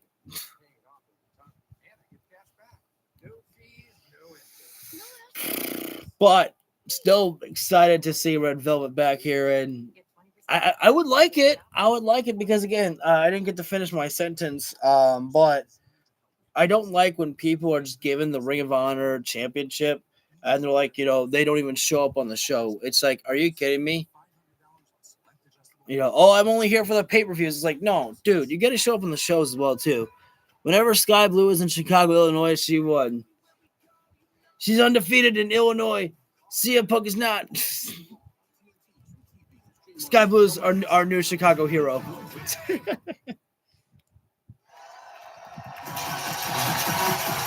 Well, the CEO coming it down. Your collision main event is set for one fall. Oh, I like that. It is for the undisputed Ring of Honor Women's World Television Championship. Approaching the ring, wrestling out of Boston, Massachusetts. She is the TBS champion. I like they brought down the Ring of Honor ring announcer. Ring of Honor Women's World Television Champion, the CEO, Mercedes Monday. Hey, man, just going to a brawl. That was the voice of Bobby Cruz, and that is our AEW Women's World Champion, Chris Statlander. Coming up this Saturday. Statlander just wants to get up close and personal to watch this matchup with Mercedes Moné here. AEW Women's World Championship on the line against Mercedes Moné. But it's time. Stir it up. Thank you. I appreciate You got all the facts right. Recording. Wrestling from straight out of your mama's kitchen. She is the Ring of Honor Women's World Red Velvet, Television Champion. one of the AEW OGs. Velvet. Red Velvet, the longest reigning Ring of Honor Women's World Television Champion in the history of the title. But right now, stepping into the battle with Mercedes Moné. To crown an undisputed champion. Red Velvet injured this past June, necessitating the creation of that interim title tonight. But only one. Right in the face of Red Velvet, not backing down for Mercedes Moné. Let's get going here right now. Oh shit, that was Aubrey Edwards is trying to reclaim some control here right now to calm down the emotions here. Red Velvet's one of the first ones to have really been the approval upon the women's division as well too. You hear the fans. This is the Boston girl right here. There we go, right now. Mercedes, so Red Velvet's not going to be intimidated by the crowd at all here right now. And now Mercedes. Obviously, Mercedes right now is really getting in the face of Red Velvet, trying to end this matchup early here. She is overlooking Red Velvet, I think. I think her mindset is on full gear and nothing else. Both her boxer and her uncle. Nice victory roller by Red Velvet. Just getting the pin on Mercedes there. Wheelbarrow again. Could be trying for another victory roll there, Mercedes. Irish whip there, Red Velvet bounces off the ropes there, Ducks and out. underneath, and tonight, Flatliner perhaps. Wait, almost like snapmare there, modified. Arm drag there by Mercedes. And both ladies thinking the drop kick there, got caught there. El Kill Bill outfit there on Monet. Certainly kind of looks like it there. Or she's a Pikachu. She's a Pokemon. What do you think of the action thus far? Well, listen, you said that I drink. It enhances stamina and focus, and that's what I've been saying. Mercedes needs to do this whole time. She's up down there by Mercedes Monet on the Red Velvet, and now dancing the night away. Who needs luck when you have the world championship? You know what I mean? Absolutely. Excuse me. Mercedes Statlander, and stir it up right there. Throw it in Mama's kitchen right there. Going for you is the fact that she is wrestling here on a Wednesday night. You're not. So let me strike there. There you go. Going into Saturday. Red Velvet right now. She's been doing really split the leg there. Get the extra pressure in the throat there. As much as her. Sure. But Red Velvet bringing the fight she's right giving now. me so much tape to study. I'm taking a back seat and also letting the tag tournament shine. And if you got to be taken off, buddy, I appreciate you being here for as long as you can. Boom! Drop kick right to the lower table in there. So much to watch. That one hit hard by Mercedes. Great point in the fact that you've wrestled Mercedes twice and she's beaten you both times. Mercedes has been in this matchup. She's been in wrestling the longevity here than Red Velvet. Red Velvet has, been out of the shelf right now. Very confidently striding towards the desk. Grabbing the championships there. Celebrating. Dancing the night away right in front of Statlander, though. Great. She can show me those belts all she wants, but she'll never touch this one. She has a crowd behind her right now because we're in her backyard, so to say. But on Saturday, we're going to be. Red Velvet says, "Get your hand off my title. That's my championship." Red Velvet ain't backing down right now. Love to see the fight here. Oh, and Mercedes throwing Velvet right into Statlander there. Into Chris Statlander. And I think that was just accidental contact there. I have to believe that one. Statlander trying to pick herself up here. Oh, wait a minute. Chris Statlander. She can't interfere. All right. She cannot interfere in this match. Red Velvet is taking the playbook from Viva La Raza, Eddie Guerrero. And there must be a victor. Schoolgirl there. Cover it up there. 2 count. Roundhouse kick by Red Velvet. That's very fitting because Eddie Guerrero and Spider Mercedes and covered up. Velvet very another nearly. one. The finish don't go anywhere. The action continues live tonight. Byron was your funeral director. We are here. I believe this might be our final picture break of the night here. Red Velvet, Mercedes Monet for the Ring of Honor Women's Television Championship unification matchup here. As Red Velvet about to bring the heat right down to Mercedes Monet with these fiery punches right there. Oh, kick the inside leg. There is Velvet. Oh, Jesus, that was new there. Mercedes with a double knees to the shoulder while her opponent was in the Tree of Woe position. That was definitely different there. Mercedes with a cover there as Red Velvet keeps kicking out there. Red Velvet wants to return here tonight, not only with an impressive showing, but she wants to ensure that she gets the victory here. And she's going to have to go through everything that Mercedes can give her right there. I don't know if Statlander got kicked in the back there. I'm pretty sure she's back on commentary. Back suplex there. Mercedes just utilizing a oldie but a goodie movie right there. And Red Velvet getting the shoulder up there. Not a very powerful kick out, but a kick out nonetheless. And sometimes that's even better.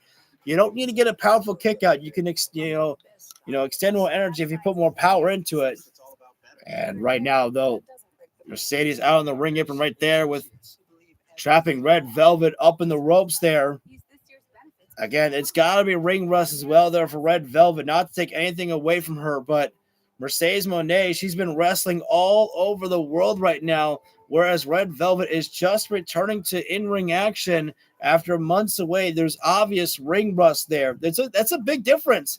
Mercedes Monet keeps herself healthy and ready for everything. She travels all around the world winning all these championships and always in the ring, always ready to go. And Red Velvet, placed outside the ring, takes the bump on the back on the ring apron there. Hard fall right there. It's got to be infuriating for Red Velvet right now to be just outclassed like this by Mercedes Moné. And Mercedes throwing the number one finger into the face of Statlander. And says, Statlander says, I don't give a fuck. No, fuck you. Statlander, I can't believe, honestly, Statlander, the most impressive thing to me is the fact that she did not join the Death Riders. I thought that was the next. Though Statlander to me seems like, I don't know, Statlander to me is weird. Like, she's more of an arrogant baby face, it feels like, which I don't know. I guess, maybe she's a tweener, I guess you can say. I guess I would call Statlander a tweener. She doesn't really seem like babyface to me, but more arrogant and cocky, which is definitely not something that I've ever been used to really with a babyface. Red Velvet trying to find her way inside the ring right now, and now Schoolgirl up there, and one count there. She's Red Velvet, though. She could not get on the attack right there. After Mercedes got out, she could not go back on the assault there. The damage done to the back is really putting a lot of pressure on Red Velvet, and now Mercedes, I hate to say it, is outclassing Red Velvet. Red Velvet, she had a moment to really take this matchup for herself right there, but Mercedes just took back control within seconds right there. And again, I hate to repeat myself, but this is just the difference between them right there. Coming off the injury there, and it's ring rust, whereas Mercedes has been keeping herself ready every single day. I had to go check up on this match. Talk soon, Lucas. Hey, you good, brother, right there. I'll see you on the next round, bro. Goes down this Saturday, but right now our main event is in the ring to determine the undisputed Ring of Honor women. Joining us here at the desk, Velvet, the cover. The kick out by Mercedes, and Stat, you will be facing Mercedes this see if Red Velvet can bring the fire right now. Yes, and not only will I be facing Wheel her, barrel. I will be pushing her past. Get to the ball, like dog. Brad is doing right there now. we go She's right giving now. her a She's got to keep the pressure on Red Velvet here. Is that the key to keep trying right now. Push her past her limits? And Red Velvet, the meteor right to the back of the head there. Red Velvet taking a playbook of Mercedes right there, and I love to see that. Her better than she knows herself. Cover up there, and a 2 count. That's the first 2 count, I believe, that Red Velvet has made right there on Mercedes Moné. She's done the download on Mercedes Moné. She's internalized everything that the challenger has Red to Velvet offer. right now, sizing up for a rolling L4-4. Oh, she got caught in the big statement. Statement maker. Cinched in velvet. I think the big statement, maybe that was her old WWE name. Earlier in this match, but doing a good job of getting her hip underneath her. Yeah, Red Velvet trying to rotate it over. She's got to get the ropes, get the ropes, get the ropes. Oh, Mercedes pushed off there. Wait, Red Velvet, the escape. Look at this. On Velvet. And another. Yeah, cover up. 2. Mercedes kicks out. Oh, no. And now Mercedes. Cross armbar. But Mercedes holds it on. That stiff, it kicks it out there. And now, no. I think she should have returned with it with a cross armbar. Going for a short arm scissors. Oh, that's the new one there. Scissors. This is a compression lock. Yeah. It forces your forearm. The biceps on the arm there, stretching it out there. Wedged into the elbow. And there's a lot of. Now Mercedes Red Velvet had to let it go. She had to let it go. She could not put it back. That could tear a bicep if you're not careful. Danielson can speak from experience. Remember, our night's not over yet. Immediately following our broadcast here, actually, O'Connor can speak from experience. Nice kick. TV. Oh, no, almost got the kick. And then next Mercedes with a knee to the face. The Continental Classic, the annual round-robin tournament, kicks off 1 week from tonight on Dynamite. Mercedes the charge in, post to post. Meteor got caught in the bottom buckle. What's going on?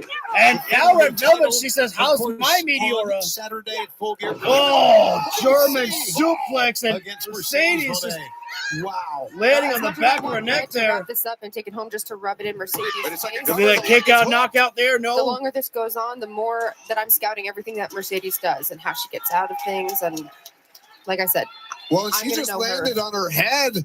Stat, is that something that you're going to target? Yeah, absolutely. Yes, especially my finish. The Saturday Night Fever drops her right on her head. Oh, wait. Of course, I'm aiming for that. Going for the flying octopus right there, the Black Widow. Man, that's locked in tight. Locked in a submission here. Wait a minute, Mercedes though escapes it. Tombstone lung blower there. Whoa, the big-time lung blower there. And Red Velvet hopping that shoulder up again there. Injured arm. You can tell how much this Ring of Honor Women's TV Championship means to Mercedes. Can't believe it. She's trying to put this one away here because she knows that she's got a tough challenge at Statlander on Saturday. She's got to put this one away here as soon as possible. Breaking news, if you were watching earlier, you saw Kyle O'Reilly throw out the challenge to Jon Moxley to meet him in a no-holds-barred match this Saturday at Full Gear presented by DC, and it is official. Tony Khan has made it so. Moxley, Kyle O'Reilly, no-holds-barred this Saturday night at Full Gear. Oh, what a match that's going to be. Victory roll! What a night it's going to be. 1, 2. Avalanche victory roll there by Red Velvet. Man. Like you said, as so fucking Red is close. clearly showing how much of this Ring of Honor Women's TV Championship means to her. When, like you said, this is just another trinket, another accessory to Mercedes. And now the longer this matchup goes here right now, Red Velvet is shaking off the ring rust that was there. That's why she can never win this. This requires full attention. Right now. Oh no, Mercedes. Tombstone again. Red Velvet though. Able to escape head scissors takedown. A flying head scissor there. Again, the more this match keeps going on here, Red Velvet, the ring rust that she had before is gone. It is escaping. She's performing well. She could. I mean, this could be a huge upset. Right now, just days before Full going Gear. for perhaps a superplex here. What would that do to Mercedes? Got Mercedes on the top rope there. Mercedes quickly trying to escape from this position here right now. Oh, wait a minute. Are you not an Avalanche? Tombstone?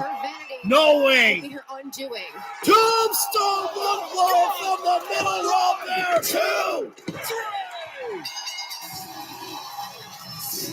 2. Mercedes utilizing a new. That is something that is not something that usually Mercedes would ever win with like that. Another way to show off victory there, and Mercedes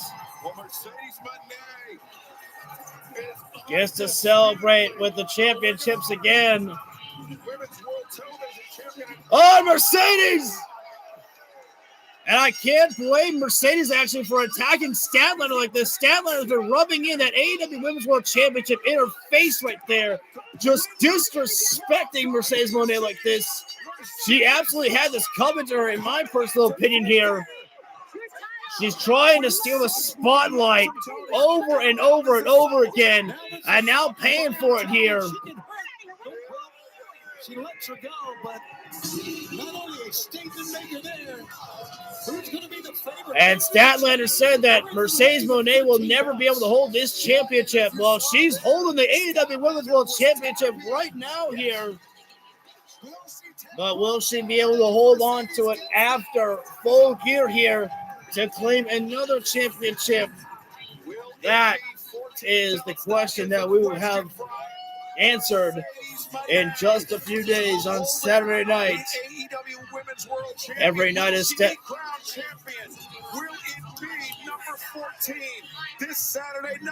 Statlander right now just being so arrogant. She's literally telling Aubrey, "Get my belt, get my belt." It's so weird. She's a tweener. Statlander is not a. Oh, and then she picks up Red Velvet. It's so weird. Again, I'm not sure I understand how to feel about Statlander. Sometimes she's acting like a heel, and then she does a babyface thing like that. Maybe it's because I grew up in the whole John Cena era type of thing that I'm like, hey, how's everybody doing? The classic, type of babyface thing that, seeing a tweener like this is kind of weird to me. Anyways, I'm going to go ahead and get on out of here, guys. Thank you so much for joining in for the 3-hour special that we had. Saturday night is Full Gear. If you feel the video deserves it, hit that like button down below, subscribe, and ring the bell so you get notified when we go live for all the videos that we do. Till next time, I'll see y'all on the next round. Stay elite.